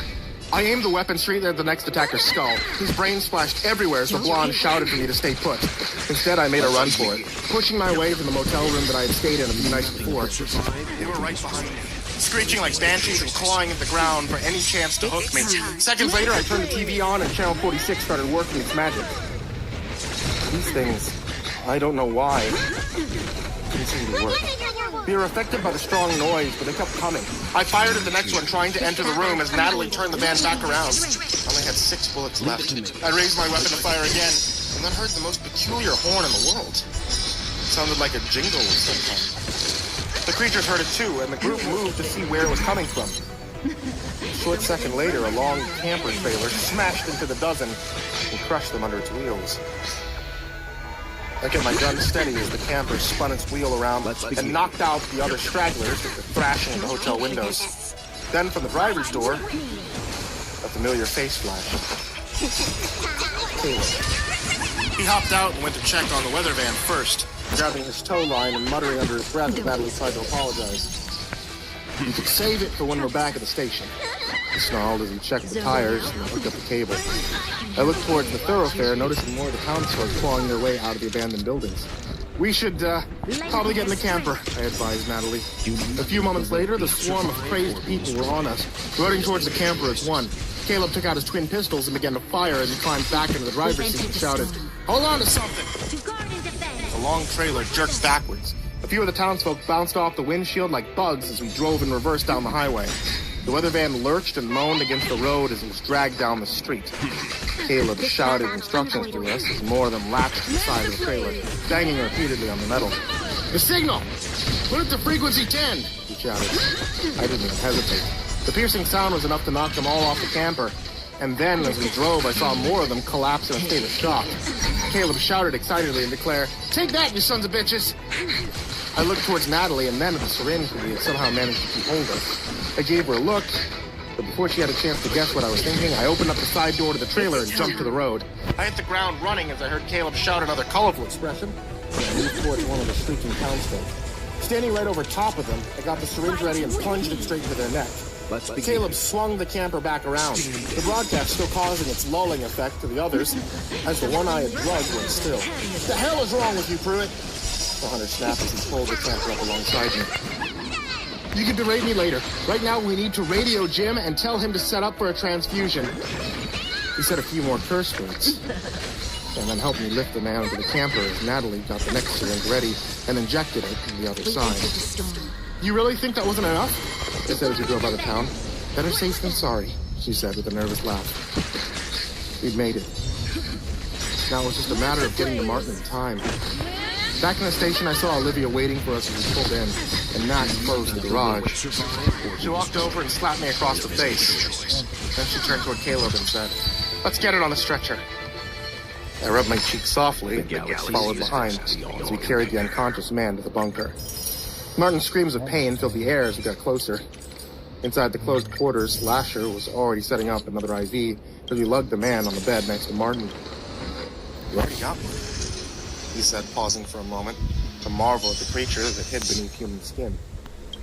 "Doc, maybe we could speed this up?" I suggested. He nodded and got to work setting up a pick line in the creature's neck. Natalie was biting at her nails as Martin kept screaming. Caleb and Olivia lingered near the door, unable to watch. The cameraman writhed and screamed even louder as the transfusion began. A slow drip of the creature's blood pumped into his own. "You really think this will work?" Natalie whispered. "It has to," I said, taking her hand and squeezing it as Martin kept begging for death. An agonizing 13 minutes later, we could see the first signs of success. The strange dark scars near his wound were clearing up. He was calming down. The anti-venom inside the creature was doing the trick. I told you, I said excitedly. And then noticed that Olivia had left the room. Caleb was still there, though, looking no more happy than the minute he had met me. "Congratulations. Looks like you'll live to fight another day," he said, tipping his hat and departing. Is that his way of saying, "Job well done"? It was another 6 before Lasher confirmed it. "He's gonna still need some rest, but I think he'll make it," he said. Natalie leapt and cried excitedly, hugging me and then rushing to Martin's side. I smiled, pleased with the good deed. After another moment, let them have their privacy. I wandered the corridors of the station for a moment, still feeling my heart pumping loudly from the rush we had experienced in the town. I wanted to go find Kearney, rub it in his face that I had proved him wrong, but instead I found myself going to the roof. Oh, give me that. Give me that shit. The darkness was still casting a shadow over all the Yellow Bay, and the storm I had spotted earlier was now getting ready to drop its first bit of rain. The wind picked up, and I looked out towards the city, and towards the horizon, Awesome. still trying to make sense of everything that I'd seen since coming here. Behind me, I heard a lurching noise and turned to see Olivia stepping out of the stairwell to join me. She was smoking one of her father's cigarettes, letting her long, dark hair rustled in the wind as we stood together silently. "You did good work out there, Pruitt," she said, looking at me.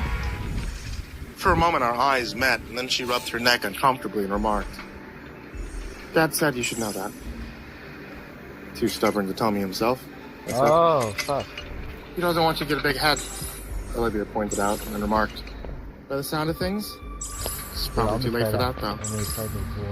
I sighed and remarked, "Look, I'm sorry about what happened with your mom, but that's no reason for you to just give up on people." Her soft, admiring gaze quickly turned to one of rage. "What do you know about my mother?" she asked accusingly. I hesitated, realizing I had struck a nerve, and raised my hands defensively.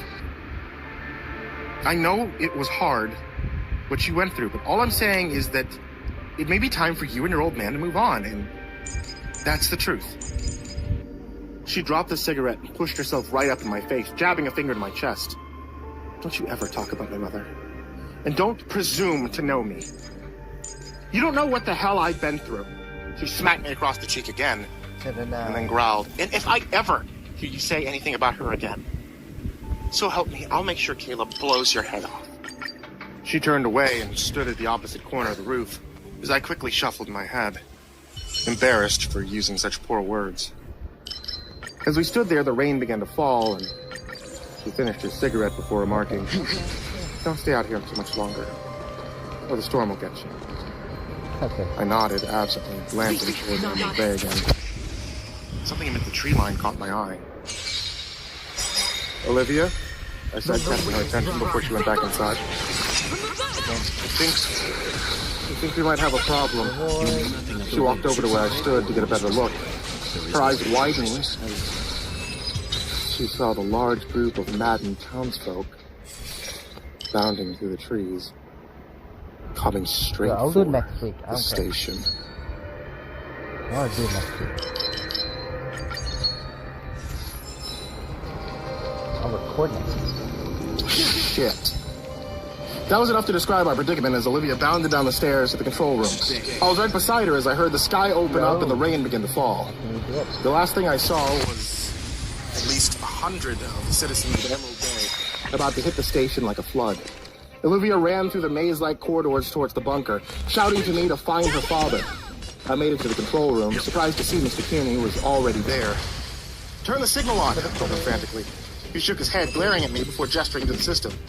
"One of the generators blew a fuse. We're on recharge." Only a few dim emergency lights came on as he turned his attention to me and growled, "I hope you're happy, Mr. Pruitt. You may have just doomed us all." I didn't say a word as I heard the crowd slam against the station's wall, their gnashing claws scraping the bare concrete. From behind me, Caleb entered the control room and carried several rifles. He tossed one to Kearney and remarked, "We need to block up the lower corridors. Anything they can use as an entry point. Shut down the other access points to the breaker. We need this place dark. They can't do much in the dark and they'll give us the advantage," Kearney remarked, and then gave me one of the guns. "Don't think for a second this makes us even. We need all the hands on deck right now," he said as he grabbed his crutch. "What should I do?" I asked, still racked with fear over the incoming onslaught. "Keep the radio on. Listen for our signal. Once the basement breaker is pulled, someone will need to go up to the equipment room and do that one as well," Kearney instructed, following Caleb out. I nervously stood there in the control room, listening as the townsfolk began to climb on top of one another to search for a window. Some of them even managed to reach an arm in through the beat-up windows. I aimed the gun and fired at the first. A shriek of anger reverberated throughout the group. I stood there for at least an hour, watching as the creatures struggled to find a way in. The emergency systems were still allowing me to watch the monitors and see everyone else hard at work. Caleb and Mr. Kearney were on the lower tunnels, using every sort of debris to block the paths that the creatures might find as they went. Olivia went in the break room, setting up what appeared to be a trap of some kind. Lasher was grabbing spare boards and reinforcing the windows to keep them from breaking in that way.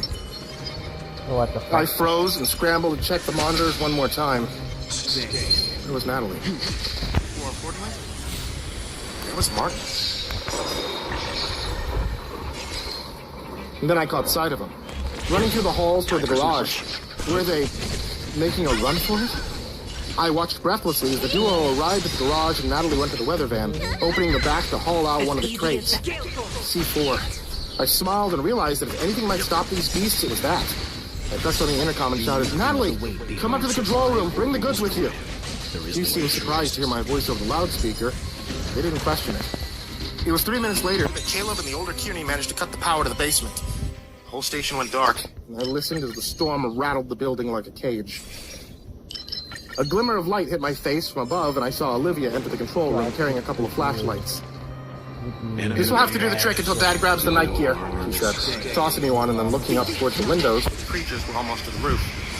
"This is my fault," I muttered, watching the beasts finally reach the roof, listening as they searched for the stairwell. "Distribute blame later," Olivia said dryly. Another moment later, we heard the shattering of glass above. They were in the building. I holstered the rifle, listening as something got close to the door and aimed. The heart beating out of my chest as it swung open to reveal Martin and Natalie coming in with the C4. "Jesus," I said, letting out a sigh, as the two placed the crate down on top of some of the computer consoles. "Is that really a good idea to have that here?" Olivia said, stepping away from the explosives. "Better than not being here," Martin said as he clenched his side. He still wasn't fully recovered. "They're moving across the computer room," Olivia said, as she heard several bits of equipment fall over against one another. The creatures were pushing everything out of the way to get in, to find and kill us. Behind me, the radio crackled to life, making me jump a little. "Has anyone gone to the computer room yet?" Caleb said in between bits of static. I swallowed hard and looked towards the ceiling where the creatures continued to rattle around, blindly searching for the next exit. "There's a bit of a problem," I muttered over the walkie. "Well, we're kind of pinned down here. Once that second breaker gets switched off, we can restart the system," Caleb said irritably. "Roger that," Olivia said, passing the radio to Natalie, and then taking one of the guns still lying about, along with one of the crates. "Come on, Pruitt," she ordered. I nodded dumbly, gripping the rifle and following the stream of light her flashlight cast on the narrow corridor. Above us, every move we made was mimicked by the monsters. Sounds growing louder as Olivia cocked the gun. We turned the corner. Jim was right there, having successfully barricaded the stairwell. You know nothing of the "That should hold him," he said triumphantly. But his voice was short-lived as I realized that was exactly where we needed to go. "Move aside, Lassiter, we're going through," the younger Kearney demanded. Jim's eyes widened as he heard the shrieks continue. "Liz, you go up there, it's suicide. Dad's downstairs. We got hostiles on all sides. If we don't get the signal up and running, we're dead anyways," she countered and shoved in the C4. "We're going up there. If anything besides us comes back, run to hell," she growled. Lasher was too awestruck to argue. We made it past the barrier, and I cocked my gun. Olivia listened for a moment as the creatures scurried to another part of the room. "Breaker's on the left side, right past the fire extinguisher." She paused, reaching for the handle. "Ready, Dylan?" I nodded, too scared to even say a word. The door popped open and the two of us walked in with guns at our shoulders. The room was bizarrely quiet. A few gentle noises came from the west, and I shot a flashlight to see if the monsters were coming. They were too smart. They're waiting for us. "Come on," Olivia said, keeping our back to the door as we moved up the long stretch between two rows of equipment. And then there was a scream. I cast my light to the ceiling and saw one of the men twist his neck towards me before pouncing down. Kearney shot him to Kingdom Come. But just as his body crumpled to the floor, 3 more men took his place. I pushed back the opposite direction as they crawled towards me, mouths agape and an angry growl resounding throughout the room. Before I knew what was happening, I was firing, picking them off one by one. One of the larger consoles toppled over as we passed by, and Olivia gave a sharp nod towards where the fire extinguisher was hanging. "Think you could make it?" she said as she quickly reloaded. The blind creatures were scrambling over their fallen comrades, bone and blood splashing everywhere as they tried to attack. I leapt over the fallen console, my eyes set straight on the breaker. 2 more larger women were blocking my path. Their skin was barely clinging to their bodies as they screamed towards me. I lifted my rifle to fire, but another male attacked from behind. He pushed me to the floor. A long, tube-like tongue slid out of his mouth. Another blast ricocheted across his skull and he toppled over with a scream. As Olivia helped me up, I snagged the extinguisher as I saw more of the creatures moving towards us from the east. Pulling the pin, I aimed for them and fired. The mist spreading out to give us a few more extra moments. The people stopped and shrieked louder, clearly angered by the device. Olivia was almost to the breaker. Then another console toppled over and pinned her down. "You heard?" I shouted. "Just switch it on and off," she insisted. From the mist came something that made me freeze in my tracks. The people had started to conjoin together and form something that resembled a human ladder. Their mouths were stretching open, gripping the sagging flesh together as a large, fleshy creature skittered over the turned-over console, towering over me like a bear. Several of their arms stretched open the amalgamation of flesh, revealing massive pincers that moved forward to me to crush my body like a twig. I pressed my back against the wall and pulled down on the breaker, knowing that if I died, at least the others would be spared. And then from the darkness came a spark of light. Something glimmered in the shadows, and I saw it move straight towards the creature's torso, and then I heard a voice. "Get down!" I didn't hesitate. I jumped to the floor as the creature let out another cry and then blew up from the inside out. As the innards of the bizarre monster splashed across the stained brick, a figure emerged from the shadows. "Jim!" Olivia said as she got back to her feet. He looked at the disheveled mess of flesh and muttered. He got tired of waiting. Olivia gave him a laugh and then muttered, "We need to get back downstairs." We went down carefully, listening as the other creatures tried in vain to find another way in. "Stay behind. Give the word over the intercom and I can throw the switch," Jim told us. Kenny's daughter gave him a rifle. We left the way we came in. Once in the control room, Olivia was able to give the word to radio her dad, when we both noticed that Martin was nowhere to be seen. Natalie was in tears, gripping a chair as we went down the short flight of stairs. "What's going on?" "Where's Martin?" I asked, as Olivia snatched the radio and called to the basement. "Dad, we're ready when you are," she said. I focused my attention on Natalie. Natalie looked at me. "Where is Martin?" He said that he wouldn't stop because they were after him. He put a signal up and said this was the only way. The blonde girl said. A second later, Olivia gave the word over the intercom, and we watched as the power came back on. My eyes scrambled to the monitors. I didn't see the cameraman anywhere inside the building. He's on the roof, I realized. I rushed back to the stairs, calling out to Olivia. "Start the broadcast. I'm going to stop him." I don't think I've ever ran that fast in my whole life. The sky was still storming as I reached the exit. I spotted Martin looking towards the edge in a rain spot. I moved to leave the stairwell, but one drop of rain nearly caused my arm to swell up. "Martin!" I screamed, desperate to get his attention. He turned towards me, the storm howling louder as the broadcast tower came to life. Channel 46 was back on the air. "Get back inside, Pruitt," Martin declared. "Not without you," I insisted. I didn't care about the dangerous rain. I stepped out and I cursed solely as the burning storm hit my arms and neck. "Damn it, Dylan. Go back. Don't you see this ain't gonna stop," he said. I scrambled to find cover looking over the edge. Most of the townsfolk were paralyzed, but there were a dozen or so larger men that were still trying to reach the station. "They want me. I'm a part of it now," he explained softly, as the storm raged on. "The hell are you talking about?" I screamed. "This is how it has to be," Martin said, taking a step towards the precipice. "Tell Natalie." I could see his eyes glaze over as he struggled to find the words. "Tell her I'm sorry. Martin!" But it was too late. He went over the edge against the roar. More thunder.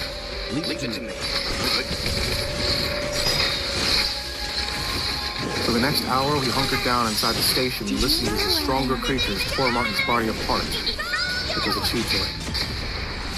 Kearney insisted we cover the monitors so he didn't have to see the carnage play out. Still, each passing moment, the rain pelted the building. The wind howled, and then at last, it was over. In the morning light, we gathered to give the cameraman a small vigil. I wanted to go out and see if anything was left to bury, but the leader said it still wasn't safe. So instead, we gathered some of the corpses of our enemies and made a bonfire in the garage. None of the crew really had much to say. It was just a moment of silence. I didn't know him well, but I had to admire and honor his sacrifice. Some of what he said still lingered in my head. And as Jim bandaged the wounds I had gotten on my arm, I reflected on those words. What did he mean when he said he was part of it? Never die. Lasher gave me a look, but didn't respond. I turned to the others for an answer, and Olivia muttered, "He was infected."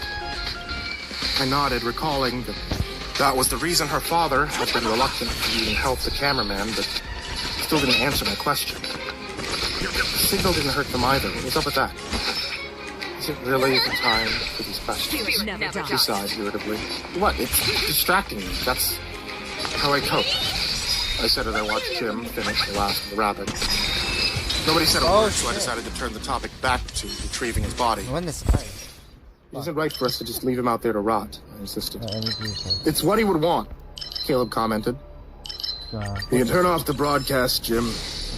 We're done hunting for now, Kenny remarked. What provoked him anyway? Caleb rolled his eyes.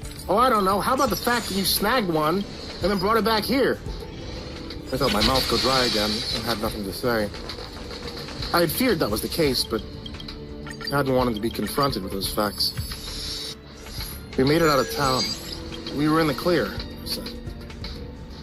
Told you they would track for miles. This is more than that, Pruitt. You took what was theirs. We only acted on instinct to get it back, the older Kenny remarked.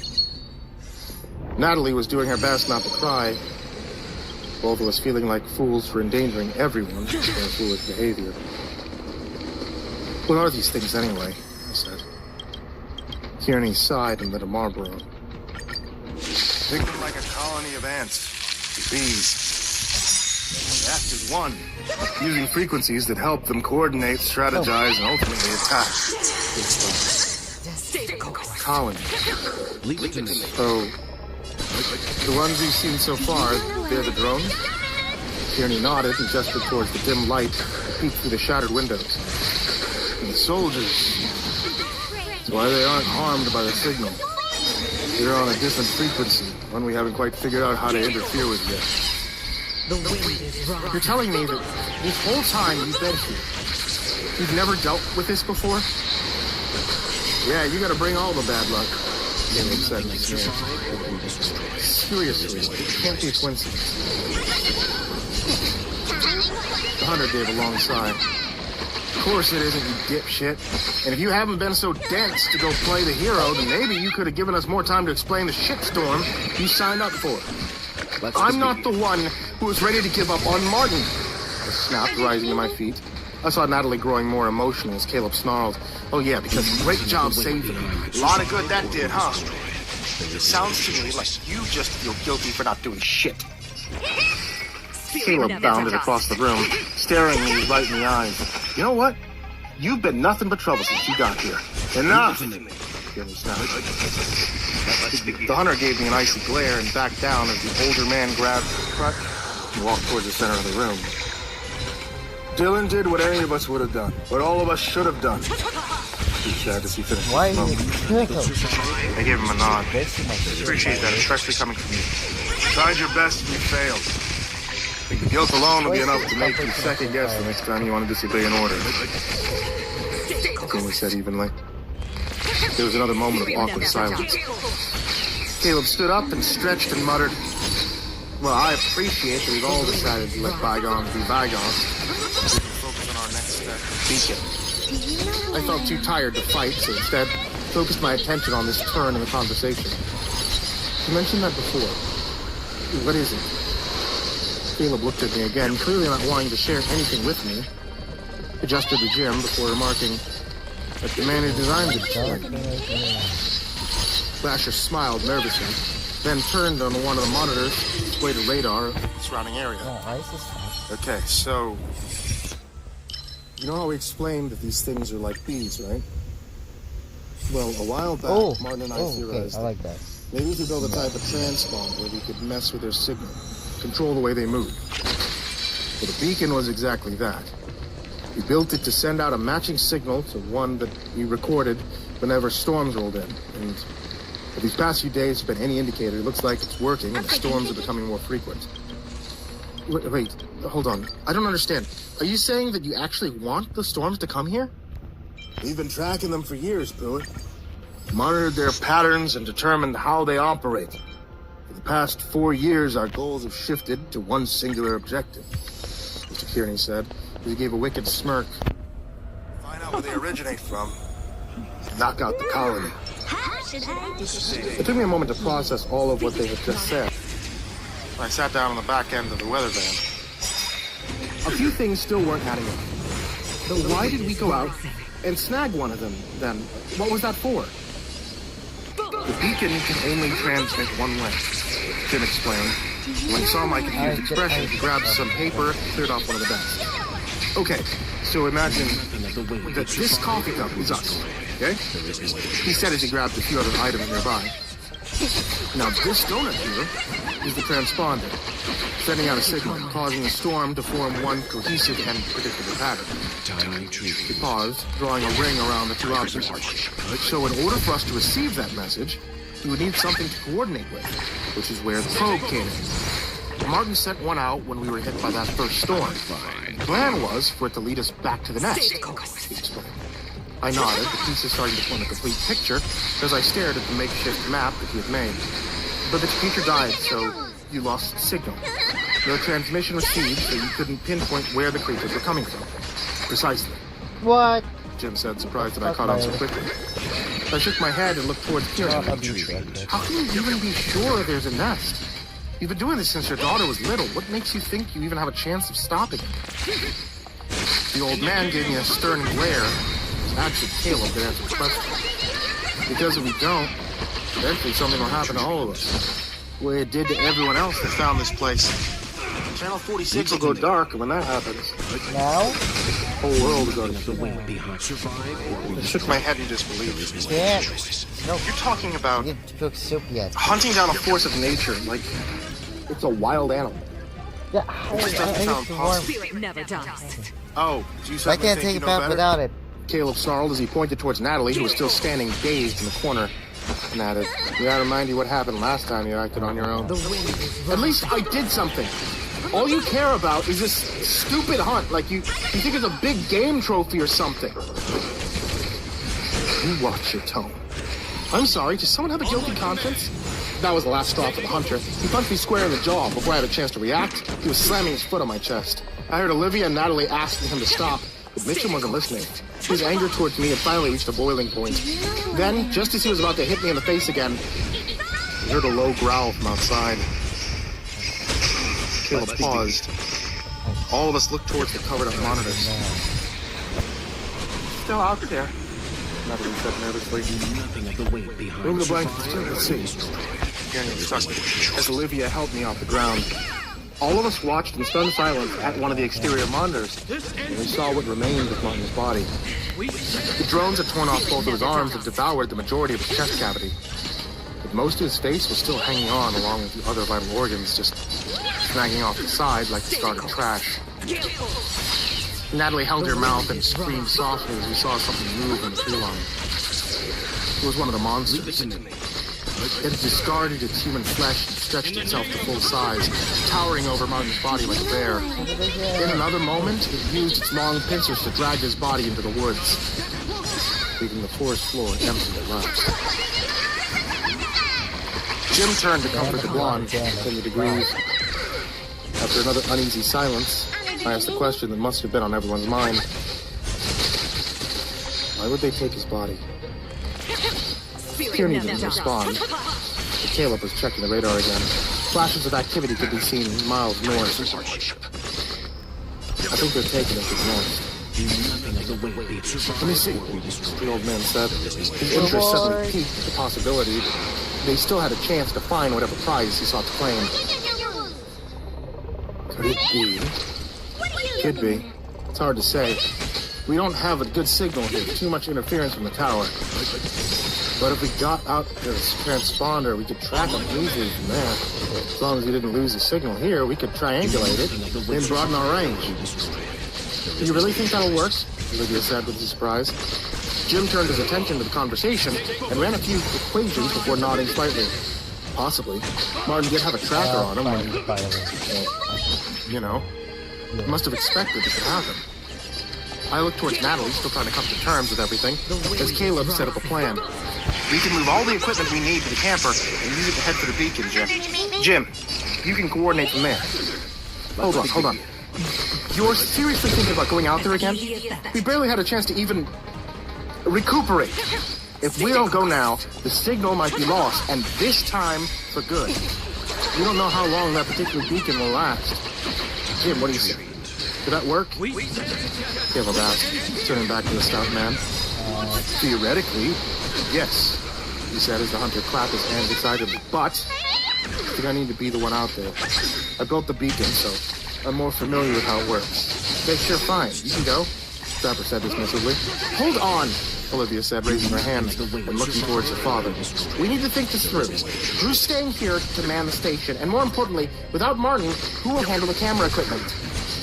The old man pursed his lips together, considering all the alternatives, and then muttered, "It'll need to be you, my dear. You know this place inside and out." Olivia looked like she wanted to object, but didn't say a word about that, instead focusing on the issue of equipment. We'll need a driver and someone else to help with the setup. Jim can't handle it all. Jim looked at me. I knew exactly what he was thinking. I can run the camera, I decided. All right, then. Looks like I'm the driver, Caleb said excitedly, getting ready to leave the room. Not so fast, Mr. Kinney declared as he leaned on his crutch and then jabbed a finger towards the hunter.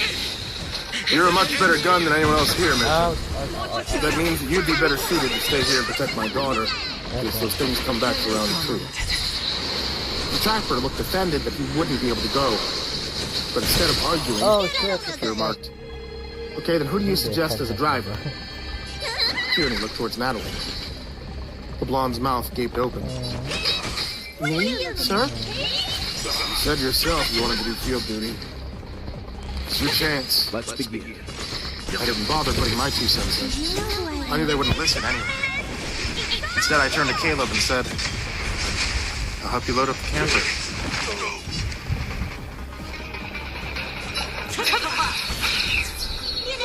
Driving out of Emerald Bay the second time for a storm chase felt so much different than before, given all that I now understood. Especially when it came to the people who I now worked with.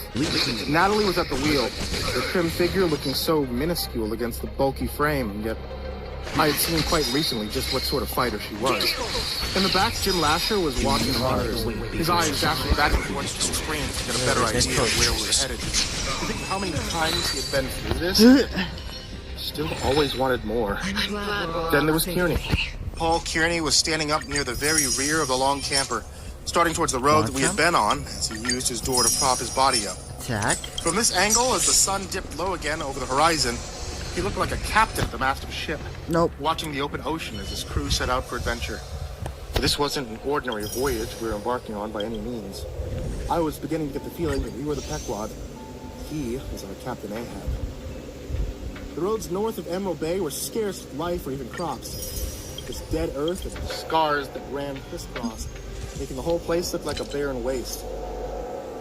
According to Jim, we still had about 13 miles to go before reaching the beacon. The screen showed the storm was moving to the northwest, lingering near the mountains. Could that be where this supposed nest was that they were so eager to find? I didn't know what to make of any of it. From Natalie's tense expression, it seemed clear she was nervous too. "Is your first time out here?" I asked her as I came back from the minibar, offering her warm coffee. She yawned and took it before saying, "No, actually my second. The first didn't go very well. I I placed my beverage down in the cup holder, apologizing quickly. Sorry, I didn't know. It was a winter storm. Strong southeast winds moving across the state line that Mr. Kearney wanted to track. I wanted to prove that I was valuable for more than just crunching numbers, she said as she looked into the horizon distantly. I didn't say a word, listening as she recounted the experience. Back then it was me, Nick, Caleb, and of course the boss. We were in high spirits because Jim had just managed to figure out how to build a probe. It was time to go and test it on a live storm. The radar picked up some fluctuations, and we went without hesitation. She clutched the wheel nervously. It was actually thanks to my astronomy that the probe even worked at all. I worked side by side with Jim. The math was perfect. Everything should have been perfect. I looked towards the road. The realization of what happened dawned on me. Nick died, didn't he? The storm was too strong.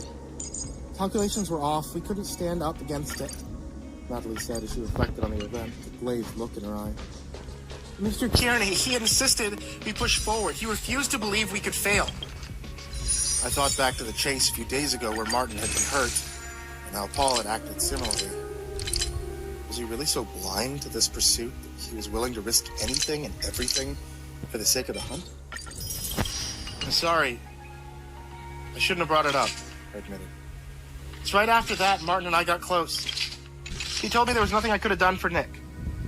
She paused and looked towards me. I guess that's just a forecast for our whole relationship, huh? I leaned over and sipped some of the coffee. What made you decide to stay? I guess the mystery of it all.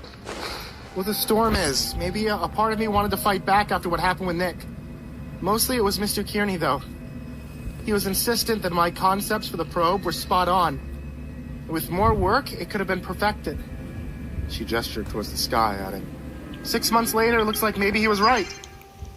She laughed nervously as we kept driving, and I glanced back towards the rear of the camper where our boss stood. What do you think is keeping him here, then? I mean, why is he doing this? Natalie looked me dead in the eye. Isn't it obvious? Revenge. I nodded, realizing she had come to the same conclusion as me. The storm had taken what he cared for most.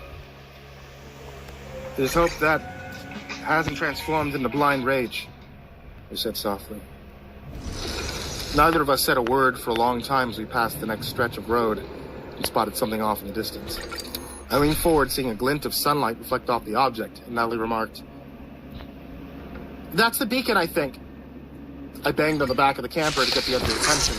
Kearney and Jim came up front as Natalie slowed the camper down. Good work. Looks like she's still intact, the old man said. Natalie pulled the camper alongside the highway and turned off the engine, as Jim and I started to gather extension cords to reach the device. Surprised no one bothered out here, he said, as we lugged the long cables over the grass. Not many people use the old roads. Lots of ghost towns out here. Jim used as he opened the paneling on the side of the cylinder and punched in an activation code. I looked about the barren land, spotting a few mountains off the south. But besides that, he was correct. There wasn't a sign of civilization for miles. Come on, work. Lasher said, smacking the beacon on the side. Problem? Kearney asked, as he gingerly walked over. Says it's connecting, but I'm not picking up anything. Should be right on top of us, actually. Jim admitted in confusion as he looked up. There wasn't a cloud to be seen. It was clear skies. You got the coordinates right, and you're patching into home base? Maybe that's the issue. I need to start running the algorithm for the triangulation, he said, as he rushed back to our vehicle. Kearney was ruffling his hair and looking around. The air was colder, and Natalie hugged at her body. What feels wrong about this? She said. Lasher made it back to the camper and turned on the equipment there as Paul kept scanning the clouds. Hey, Jim. Bring me a flare gun. The stout man was back at the beacon in a heartbeat and passed the flare to his boss. While Jim started working on the code, Kearney grabbed his crutch and moved to the side of the camper. Natalie, help me to this ladder. They watched as the blonde pulled the ladder down and Paul climbed up to the top of the camper. Then, using the roof satellite, he pulled himself up aimed the flare gun towards the heavens. A second later, he fired and the flare streaked upwards quickly. I watched until it disappeared from sight. I frowned. It exploded across the sky, revealing something hidden. The empty sky began to swirl, pushing clouds together into a central mass. Then a streak of lightning burst across the newly formed storm as it kept growing bigger. Jim hit the monitor again and again. I'm picking up something now, but it's gonna take a minute to transmit. I kept looking at the swirling clouds as they got darker and darker and the wind picked up.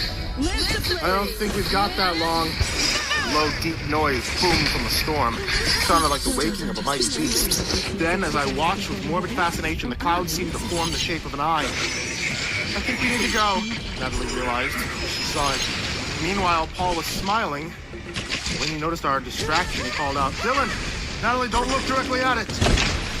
I rushed up the ladder and shouted back, "Sir, we need to move, and I mean now!" The equipment in the van was already registering wind bursts up to 33 miles an hour.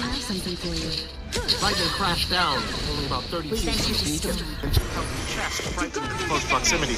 He quickly detached a flash drive from the device and rushed to the camper, muttering, "Copilot on the road." Paul was climbing down from the roof as the roars from the storm grew louder. Then the funnel began to form. It was larger than before, at least the size of an F3. The camper was rocking before it even touched the ground. "Get in," I said as I helped Mr. Tierney inside. Once the doors were shut, Natalie wasted no time pulling into the driveway. "Dylan, the camera. It's the only way we can monitor that thing without it hurting us," Paul told me. The twister hit the ground on the east side with a reverberating crash. With the speeds rising over 90 miles an hour on the equipment scans, it could easily become an F4.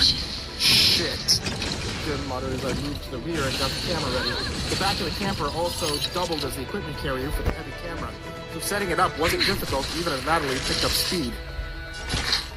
I turned the lens towards where we had come from and watched as the massive tornado devastated the flat. "Things moving pretty fast," I said, watching it rip past us on the horizon. Our equipment now rose to 150 wind speed from this distance. The storm pushed its way past us, striking against a body of water right off the view, and I checked the map. "We need to turn around." "Are you crazy? It's intercepting us," I said as the funnel was moving towards a bridge that we would have to cross. "We're not gonna make it," Ashley agreed. Natalie pushed the camper to its limits. It wasn't enough. Almost 2,000 yards away, the mighty twister smashed the bridge apart. It was nothing. Concrete and slabs of pavement flew up into the restless cyclone in a matter of seconds. Natalie slammed on the brakes and turned the wheel as sharp as she could, our tires skidding and avoiding some of the debris as we moved towards the side of the river. I held the camera steadily and heard the storm roar louder as more massive chunks of stone and cement flew past us. One of the windows in the back shattered and our vehicle barely made the U-turn. Somehow Natalie managed to keep all four wheels from lifting off the ground. "Bloody hell," Jim said as he hung on for dear life. Soon we were speeding down the highway in the opposite direction. The storm was not far behind. At this point, our equipment couldn't even register the top speed that it was reaching. It had to be over 200 miles an hour. Tierney quickly scrambled for a map. "We need to find shelter," he muttered. From behind us, the inhuman shrieks began to rumble across the sky, and I watched several of the creatures burst out of the tornado and fly across the heavens. The whole sky was alive with the storm's fury as I kept reporting. I briefly glanced away from the lens to get a better look with my own eyes, only to find myself covering them with a direct glance like staring at the sun. It hurt so much I had to turn away and cuss profusely. It took a few seconds for my eyes to refocus. Nobody ever listens. Paul quipped as our own pedometer reached 77 miles an hour. "The thing's catching up," Jim said to our frantic driver. "I can't go any faster!" Natalie screamed frantically. The storm was almost on top of us. This chase had now become a hunt, and we were the prey. "Here, it's an old train yard. They probably have some well-fortified bunkers there. Enough to even withstand this," Tierney said, pressing the map to the dashboard. Natalie's eyes darted back and forth between the chart and the road as she struggled to keep from losing control. "Can we make it there?" she asked. Before Paul could answer, one of the creatures latched onto the roof of our camper, causing the whole vehicle to shake. "Ow," Jim muttered, grabbing the flare gun and then shoving the roof hatch open. He aimed it towards the creature's abdomen and let it rocket, straight through the beast. It exploded in fire, and the creature shrieked again as it fell, colliding against the side of the camper as it turned a sharp corner onto a dirt road. Dust and more debris kept spinning in the air as the twister took a shortcut, smashing up farmland. I could see the train yard that Paul had mentioned about 13 meters away, but the twister was picking up speed. There was a long stretch of tracks about the road where I saw an old freight train sitting. The cyclone was almost on top of it. Come on. It was too late. I knew it. The train didn't stand a chance. As the massive storm hit it was flung like a tinker toy. Natalie swerved right as she saw the metal and gears fly about chaotically. The air pushed around us. The camper crunched as it went over a part of the tracks and into the yard. The train hit the back of our vehicle and sent us up in the air. Natalie lost control. I held my breath and watched as we spun through the air. Equipment crashed down around us. The windows shattered. Mr. Kearney bashed his head against one of the counters. Natalie screamed. And then the world went black.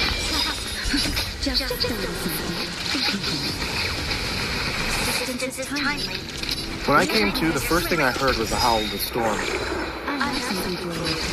Wind pressed against my face as I carefully opened my eyes. Then I saw the damage that had been done. We were upside down. Natalie was dangling with her seatbelt on. Glass was scattered all across the roof, along with everything else we had carried with us.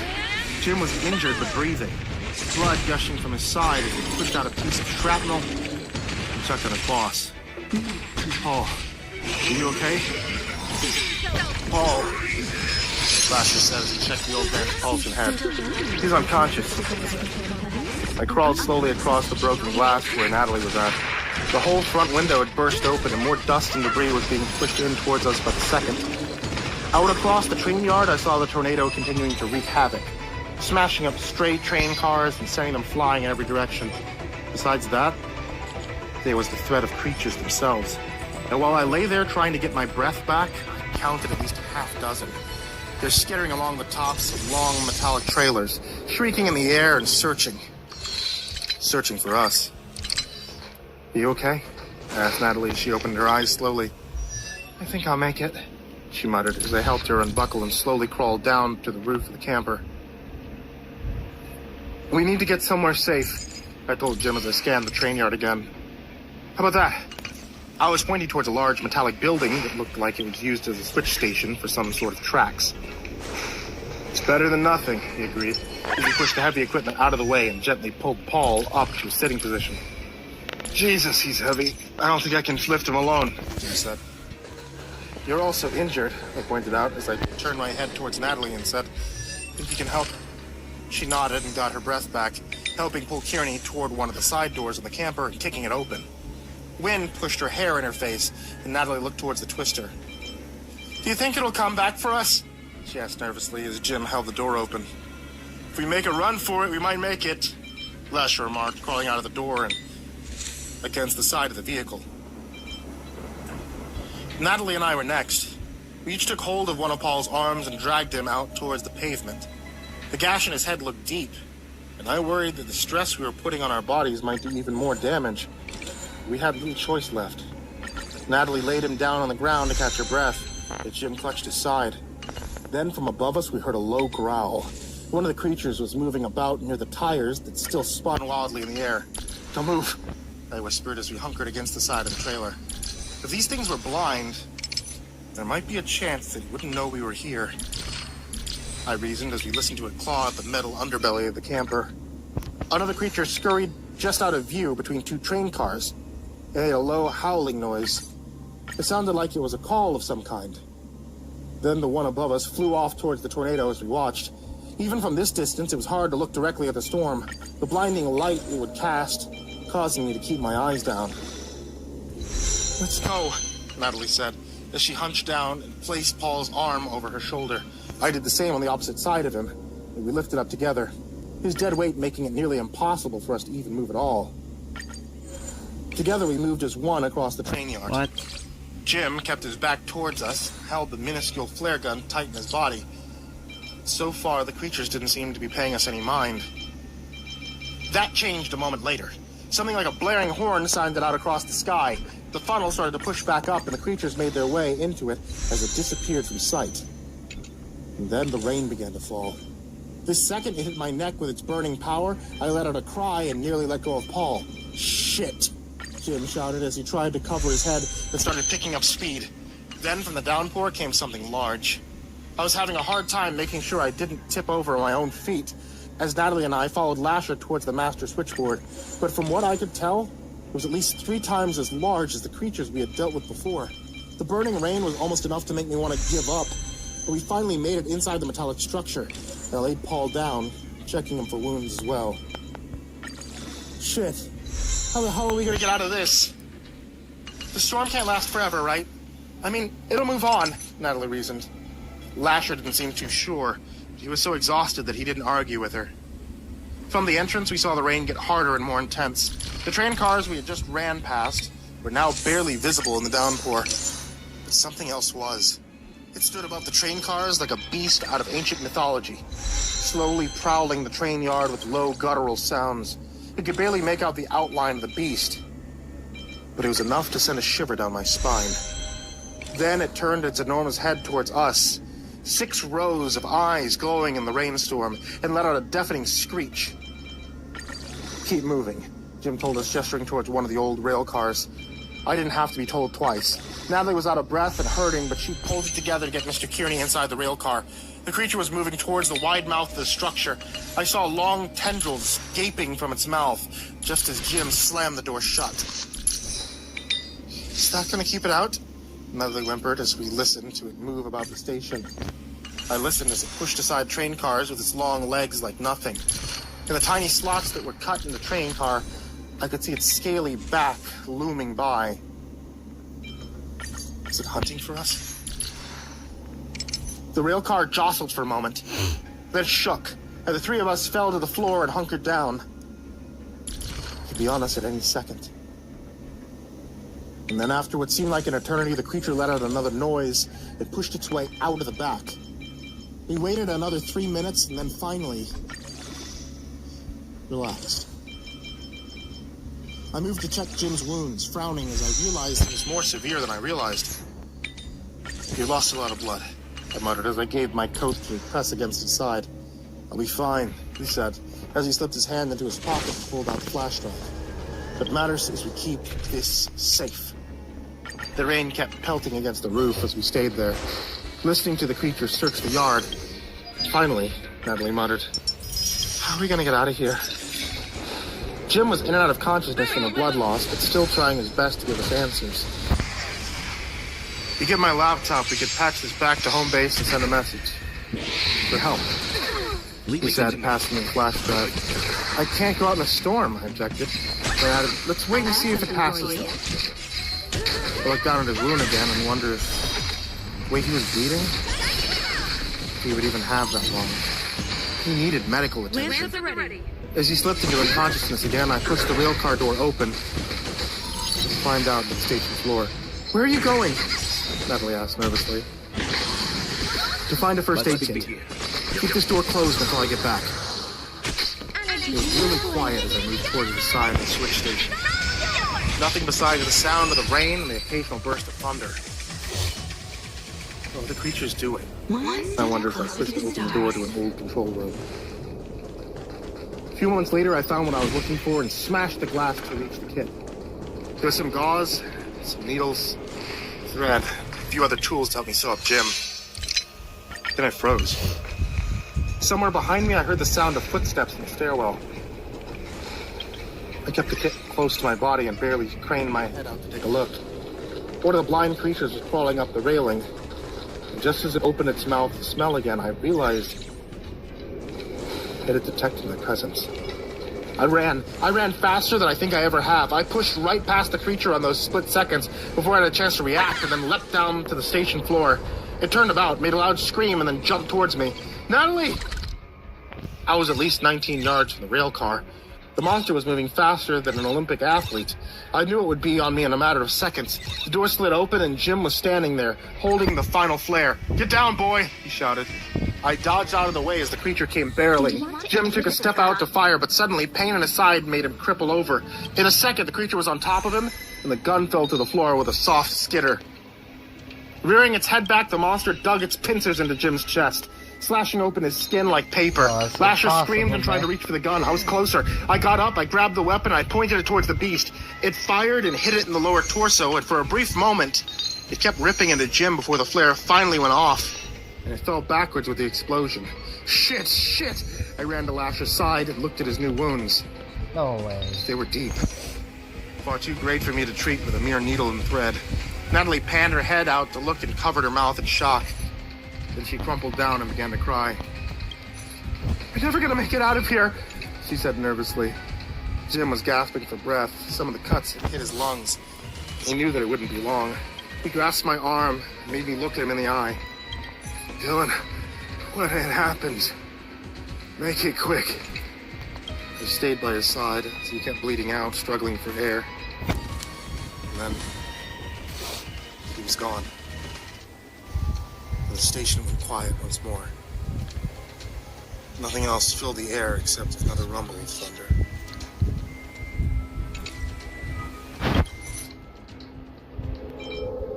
Three hours passed. The storm raged on. Natalie and I moved Jim's body into the rail car where we had decided to wait out the storm. But as we sat there and I looked at the dead man, I'm gonna get fucked. the unconscious one next to him, I was beginning to think that might not happen at all. Every hour or so, I checked Mr. Kearney's pulse to make sure that he was all right. Mr. Kearney. He seemed to have no major injuries, but after being unconscious for so long, there was no telling what the blow to his head had done. "I think we need a radio for help," Natalie said after another roar of thunder crashed across the sky. The only way we would be able to is to reach Jim's laptop. Oh no. That's in the trailer, remember? Those things are gonna find us eventually. You have to do something, she insisted. No, she said, and trembled as the cold air pushed in again. It was luck alone that we had kept alive, but revealing ourselves now guaranteed the creatures would react. And there was only one chance to make it out. Fine. Let's do it. I decided as I moved towards Jim's body. Despite the fact that I felt wrong violating the corpse, I knew for us to make it through the rain, we would need cover. The burns we had experienced from the storm already were enough to cause mild scarring on my exposed hands. Any worse, and I wouldn't be fit to help anyone, I thought. I carefully took Jim's coat off and used it to drape over my shoulders. Natalie had a hard time not weeping again, as we stared at the man that had tried so hard to save us. "Do you even think we stand a chance?" she said as I pushed the rail car door open. I didn't bother responding. It would be pointless to give her false hope. Outside, a crash of thunder made me jump, and I hunkered down near the wide door to stare towards the overturned camper. It's probably only 30 feet away. "I need you to act as lookout," I told Natalie. She nodded and placed her back against the massive metal door as I kept Jim's ragged coat wrapped around my head. The wind seemed to pick up the second I stepped out in the torrential storm. It was so hard to even see the area around me, but I kept my eyes straight ahead. Even when I heard another of the beasts howl amidst the thunder, I didn't waver. I found the door we loosened earlier and shimmied inside on my belly. Once inside, I pulled my body up to a crouched position and looked about. Jim's laptop was turned over amidst the other debris. Just as I reached for it, I heard the hiss of the creature from above. I hunkered down again as it clawed at the tires above my head and slowly pulled the laptop over me. I stayed as perfectly still as I could as the creature searched for me, and as I lay there, I felt the temperature change. The rain began to lighten and the sky cleared. As the storm passed, I didn't hear any noises from above, so I decided to take a chance. Crawl back out. A gentle drip of acid glistened on the side of the camper. It got a little bit on me as I climbed out and looked up. Oh shit, no! That's when I realized There's another one. the storm was waiting. A rush of air pushed its way back down to the train yard. I heard Natalie yell in the distance as the funnel hit the ground, flinging debris towards me. I was struck with such force that it knocked me off my feet. I fell right down next to the puddle of gasoline that had formed next to the camper. A crazy idea formed in my head as the tornado moved straight towards me. Getting back to my feet, I moved to the rear of the camper where we packed our auxiliary gear and flung open the door. Another pile of trash collapsed at my feet. I pushed aside the papers and found Mr. Kearney's personal backpack as the storm grew closer. I felt the camper beginning to move, said a prayer. My one shot was about to slip away. At last I found it, a Paul's cigarette lighter. Quickly I lit a flame and moved towards the trail of gasoline. I snatched the laptop up and hollered towards the twister. From within its mighty frame, a booming growl came back. The funnel turned towards me, pushed straight towards the camper. I didn't waste another second. I tossed the lighter towards the gas and watched as the flames spread towards the camper. As I ran for cover near some of the scattered debris, the whole vehicle went up in flames. At the same time, the tornado smashed against the hood of the camper, and immediately the flames jumped onto the twister and I heard a howl of pain. It didn't take long before the entire funnel was sucking up the fire and spreading it into the core of the storm. Natalie came running to my side as I stood mesmerized by the tornado.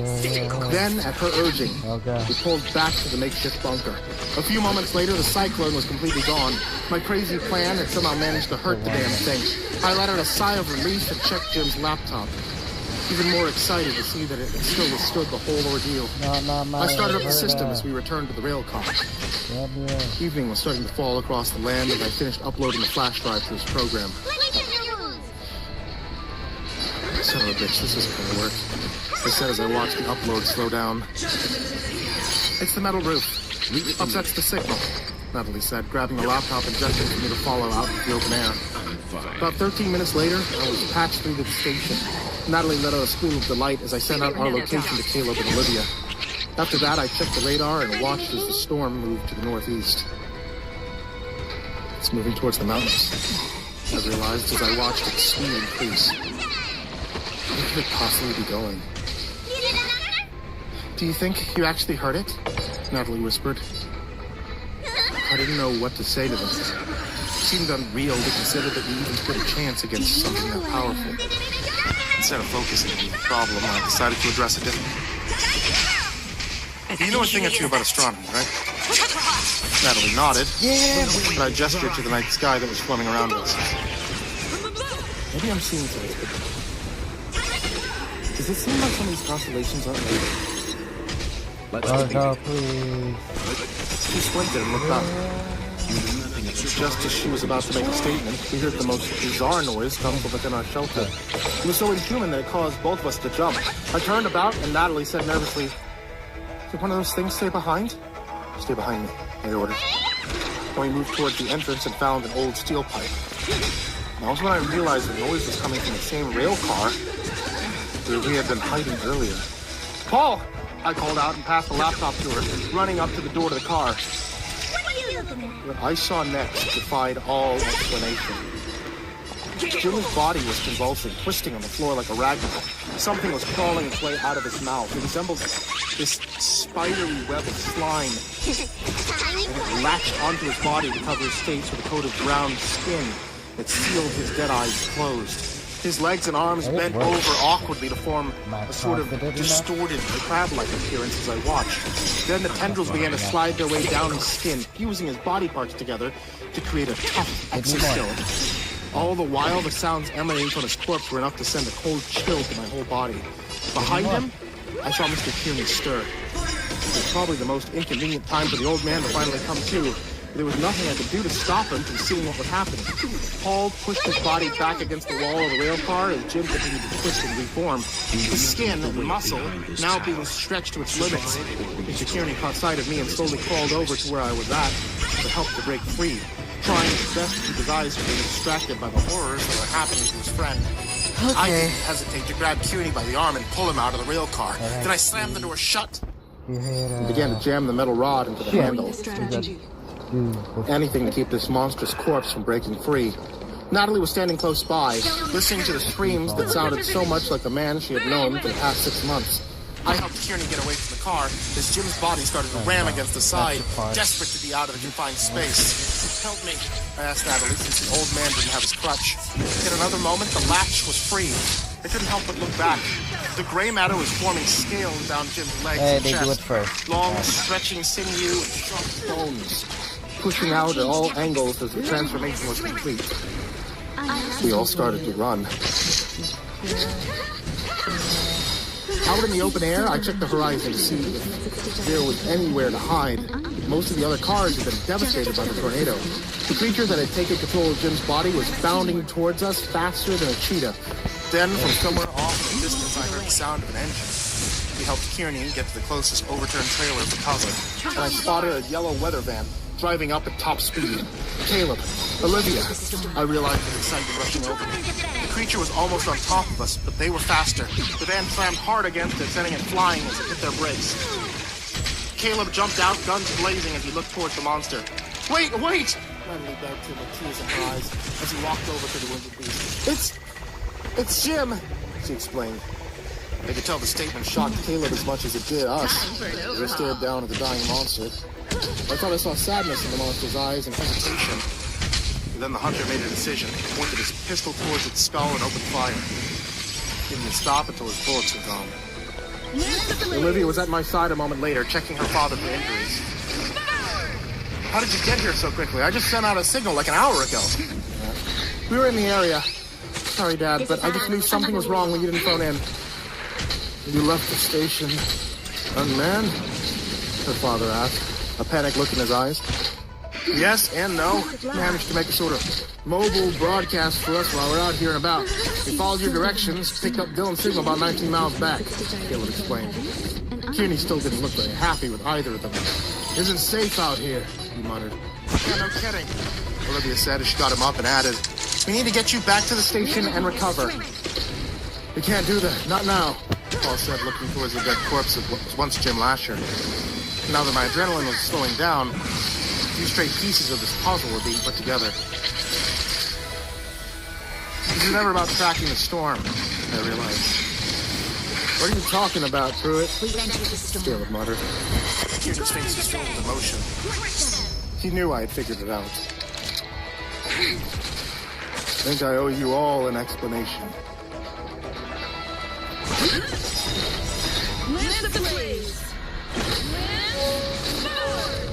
We got out in the open and decided to take up the conversation on the road north. Paul insisted he would explain everything once he was safe. And after 20 minutes of driving, I decided we had waited long enough. Well, I think this is a good rest. It's getting dark, I suggested as we turned on the roads towards the mountains. The storm was hovering over the forest in front of us, swirling and growling on the horizon. At least a dozen of those demons could be seen, each clap of thunder. We can keep going, Jamie insisted. I sighed, my patience having grown thin. Look, I've tried to wait. I really have. But this is getting old. Enough is enough. Either you tell me the story, or I'll just come out and say it. I warned. What are you talking about? Natalie asked. Olivia shared a good long glance at her dad before squeezing his hand and saying, there's no need to hide anything anymore. They've proven themselves more than capable to handle themselves. Paul smiled at his daughter and sighed. The creatures we've encountered so far, mighty storm, they don't come from out of some hellhole. They come from right here. People like you and me, Jimmy said with a sigh. Natalie shook. She was hitting her like a ton of bricks. That's what Martin meant, isn't it? You had become part of those things? She said, her voice cracking. The Kearneys held a long, guilty gaze to confirm it. Why didn't you tell us? It'd make much difference if I had. You've questioned everything that I've done since you got here, Kearney pointed out. I looked towards the two people in front who were remaining quiet. You knew about this, didn't you? Caleb and Olivia didn't make a response. Why would you keep this from us? Natalie said angrily. Because it makes it easier not knowing. To believe that the people you care about are simply gone altogether is a far better fate than what really happens. Olivia snapped out. I could hear the frustration and guilt in her voice. I also saw pain and loss. I turned to her father and saw those same feelings in his face as well. Something finally clicked in my head and I realized the secret they've been keeping from all of us. What really happened here and there? Kearney didn't seem to have the strength to respond. But Livy did. It's supposed to be an ordinary space. We had been traveling across North Kansas, thinking we had been tracking a storm back to its source. I think we probably drove for 6 hours, but still couldn't make heads or tails of the area around us. The storm was affecting everything, even the spatial reality around us. North, south, east, and west simply didn't exist. It was when my mom came up with a theory. It sounds cheesy, but she said that we weren't in Kansas anymore. Maybe a pause and look towards the rolling landscape around us. They'd gone inside the storm. Treated us like we were insects trapped inside a spider's web. All of that. As if in response, we heard the storm rumble across the sky. Resistance is time to blaze. Renee came up with a plan to push our way out. It was risky, but we didn't know what else to do. Trying to stack some shit. We set up charges when we believed at the edge of the storm. We thought if we just heard it, it would let us leave. But instead, the storm pushed back. Hundreds of drones swarmed from the sky, ready to tear us limb from limb. But even when the situation seemed impossible, my mom didn't give up. Olivia had it. Sacrificed herself. Found a way to push one last time. Knew that it only worked one time. We watched as she was taken right in front of our eyes.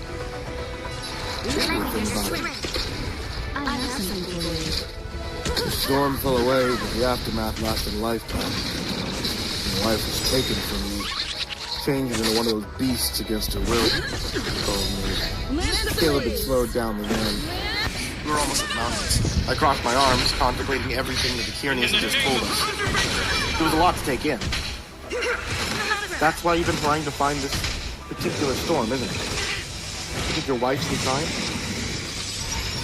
Oh, not, it's too exhausted to hide in the north. How can you be sure that she's still alive? Olivia bit her bottom lip. Every storm has particular patterns. Follow the pattern. But her voice showed a hint of doubt. That told me all I needed to know. You don't need me. We dragged us here to do what? Save her? Put her out of the misery. Sam declared solemnly. Even those words seemed to take his daughter by surprise. Years ago, I might have felt differently. It would work some miracle to change what happened. The facts are clearer than ever now. My wife died that day, and the storm took away whatever was left. Since then, all that she had been was a puppet on a string. Her and every other person, the damn thing took from us. Paul said as he took his daughter and tried to comfort her. But Olivia pulled away. Her face told me everything I needed to know. You said it. You would never give up on her. I haven't. Lance at the ready. This is the only way. The only way for her to finally be free, Dan declared. Olivia shook her head as Caleb stopped the car. She jumped out, her eyes filled with tears. Natalie wrapped her arms around herself and shivered again. Even despite all of these revelations, I still had my doubts about Paul's plan. You don't stand a chance of destroying this thing. The odds are stacked against us. This is like going up against a god. You saw what happened to the camper, to Jim? We nearly all suffered the same fate. Paul shook his head. We hurt the monster already. Boom! I heard what you did to that thing. You restored faith in its plan. Okay. So Shit. now we can make it. Mow the nest back to whatever hell it came from. He decided firmly. I couldn't help but to show the same disgust as Olivia. But my reasons were because I had common sense. Even Natalie was getting upset. How many days is You this? still haven't changed since the day we've met.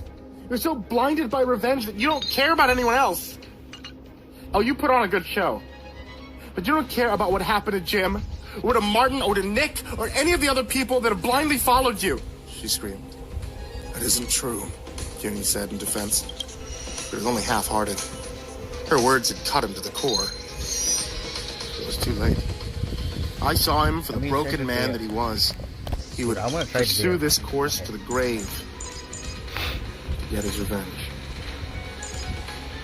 I need a smoke, I said, stepping out into the open air. It was almost midnight. The only light in the sky coming from the terribly dangerous clouds. Okay, let me test it. Olivia was standing out in the nearby field, staring up at the stars. In the distance, we heard the storm continuing to rumble. Enemy ahead. She wiped away tears as I joined her.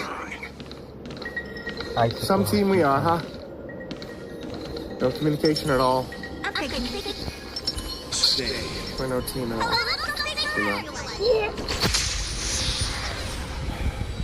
Shrugged and a bit of smoke as she said, "You must think I'm a damn fool for believing that lie for so long."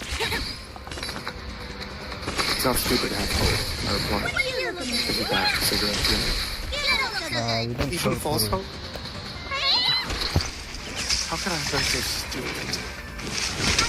Well, there at the end, where Caleb killed the monster, I saw some part of Jim still inside him, like he was ready to die. Like he didn't hurt him.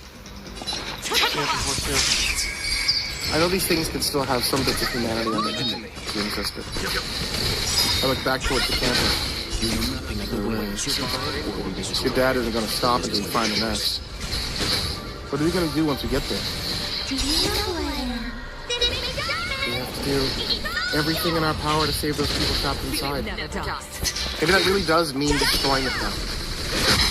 Oh. I frowned. Crazy idea running through my mind. Maybe we can do both. Olivia tossed the cigarette away. What do you mean? Well, the nest is like a control tower, right?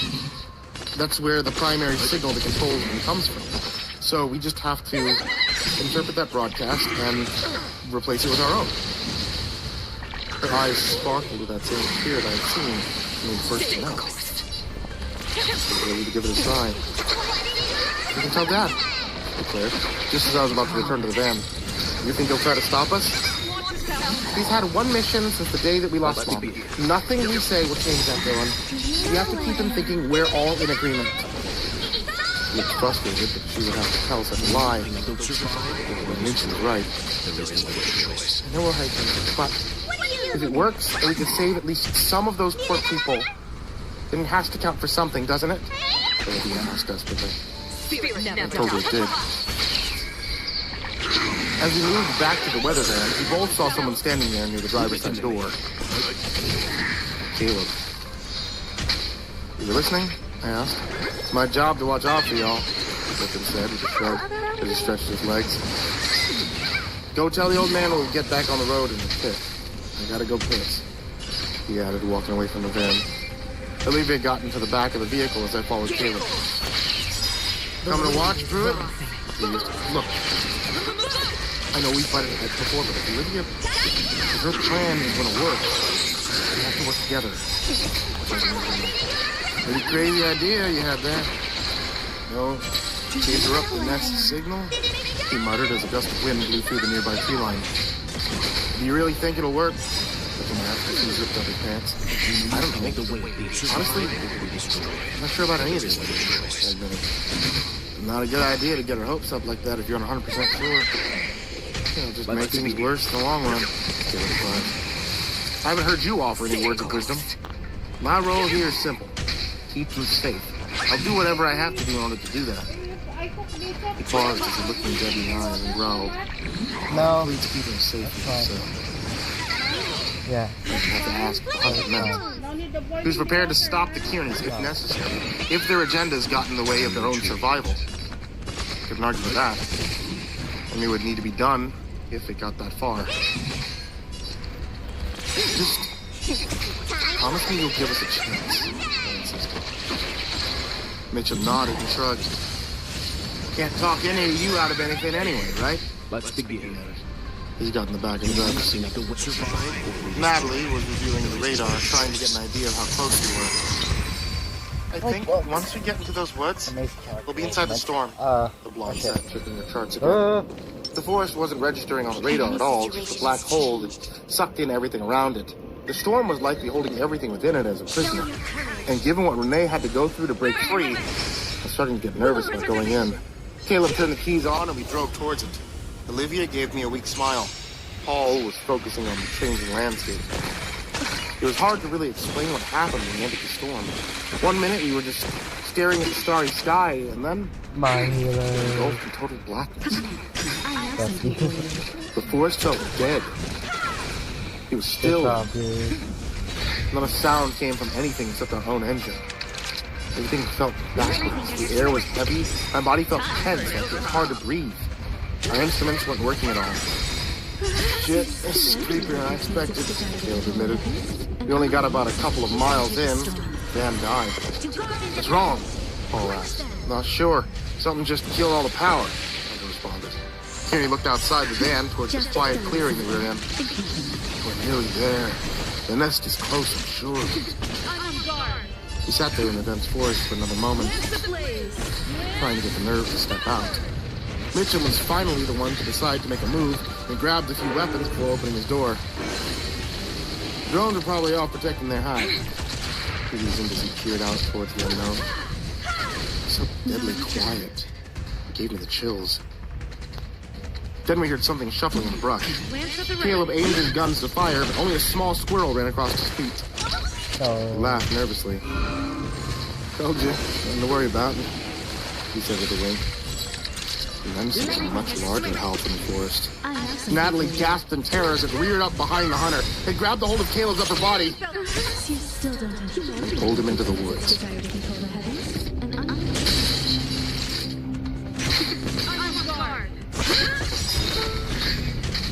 As soon as the creature disappeared from the tree line with Caleb, the forest was silent. What is this? Oh, it's like... Olivia jumped out of her van, her eyes frantically scanning for any signs of life, but she called out his name. No We need to fucking move way. on Are you foot and do it joking? fast. They're probably taking him to the nest. Her father insisted. I helped him out with gathering our gear in one place, making certain I had everything to enact his plan, along with that of his daughters. Caleb's sudden disappearance was enough to keep him distracted. He didn't really pay the extra bits of gear any attention. What the hell is happening? What do they want from us? Those are questions that I knew we didn't have time to ask. So once we finished loading up our 2 backpacks, I helped Paul with his crutch and remarked, "No, you want to do this yourself. And you've proven that you don't let your disability stop you, but this is going to be different. We're going to be up against monsters larger than life."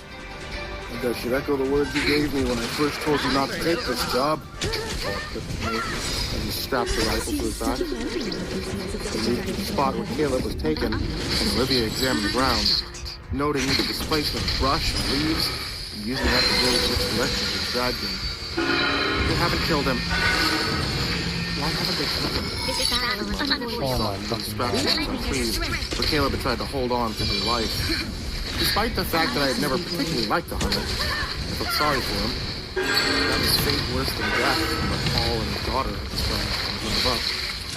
Olivia took the lead, following the small trail up through the mountains.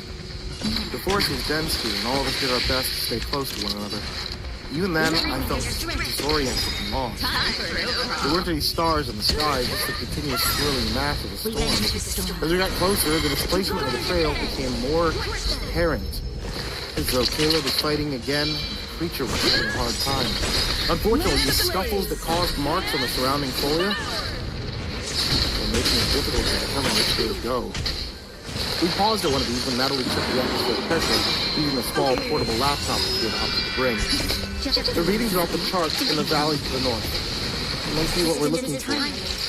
We climbed to the next ridge to look down towards it. My mouth was agape at the sight. From the heavens to the forest canopy, there's a massive funnel that seemed to span the size of 4 football fields. It had to be the largest tornado I had ever seen. It wasn't moving, it was simply swirling with a huge amount of intense gusts of wind in the valley that Natalie had identified. Scanners showed the speeds are reaching almost 330 miles per hour. The nest had to be inside. How the hell are we gonna go in that? If we even get close, it'll rip us to shreds. Paul watched as the final continues to destroy everything in the surrounding area. Thoughtful. Those speeds. Even these demons couldn't possibly get close to returning to the nest. That must mean they have another entry point. That's an underground tunnel of some sort, he suggested. As we climbed down towards the next ridge, even at this distance, we could hear the howling of the winds. Natalie's eyes widened at his suggestion. She said, "That's it. Yeah, I remember when I checked on the radar before the storm was here. I noticed there was an abandoned mine not too far. Network of cabins could do nicely for a colony of overgrown ants." Paul agreed. "Hold on, I brought a few maps from the van." I brought some packed carelessly, and one of the transponders I brought rolled out to the fourth floor. Olivia froze as her father looked at it. "What's this?" "This is he asked, picking it up, and looking towards me for an explanation." His daughter opened her mouth to explain, but I had already conceived a convincing lie. "When we get inside the nest, we're going to need a distraction if we want to destroy it. Creating a confined broadcast using the equipment from the station will be perfect. The drones won't know what hit them. We could blow the place sky high." Paul looked at me thoughtfully, placing it back in pack. "Good thinking, Dylan. Next time, share with the class. You should have brought the rest." Pick up the map. I nervously glanced at Olivia. She remained quiet as I spread out the chart to show the others. "Do you remember what parts of the radar matched up with our road trip from Emerald Bay?" Natalie studied the charts as Olivia focused on finding the trail again. Then we moved south. The trees themselves shook violently with each step. Almost there. It was like walking through a wind tunnel, I gotta even wait for from the my distance check. that we were at. "These might be the mines," Natalie suggested, passing the map back to me and pointing towards one of the landmarks. "But I'm afraid in here I can't make heads or tails of anything. It's like a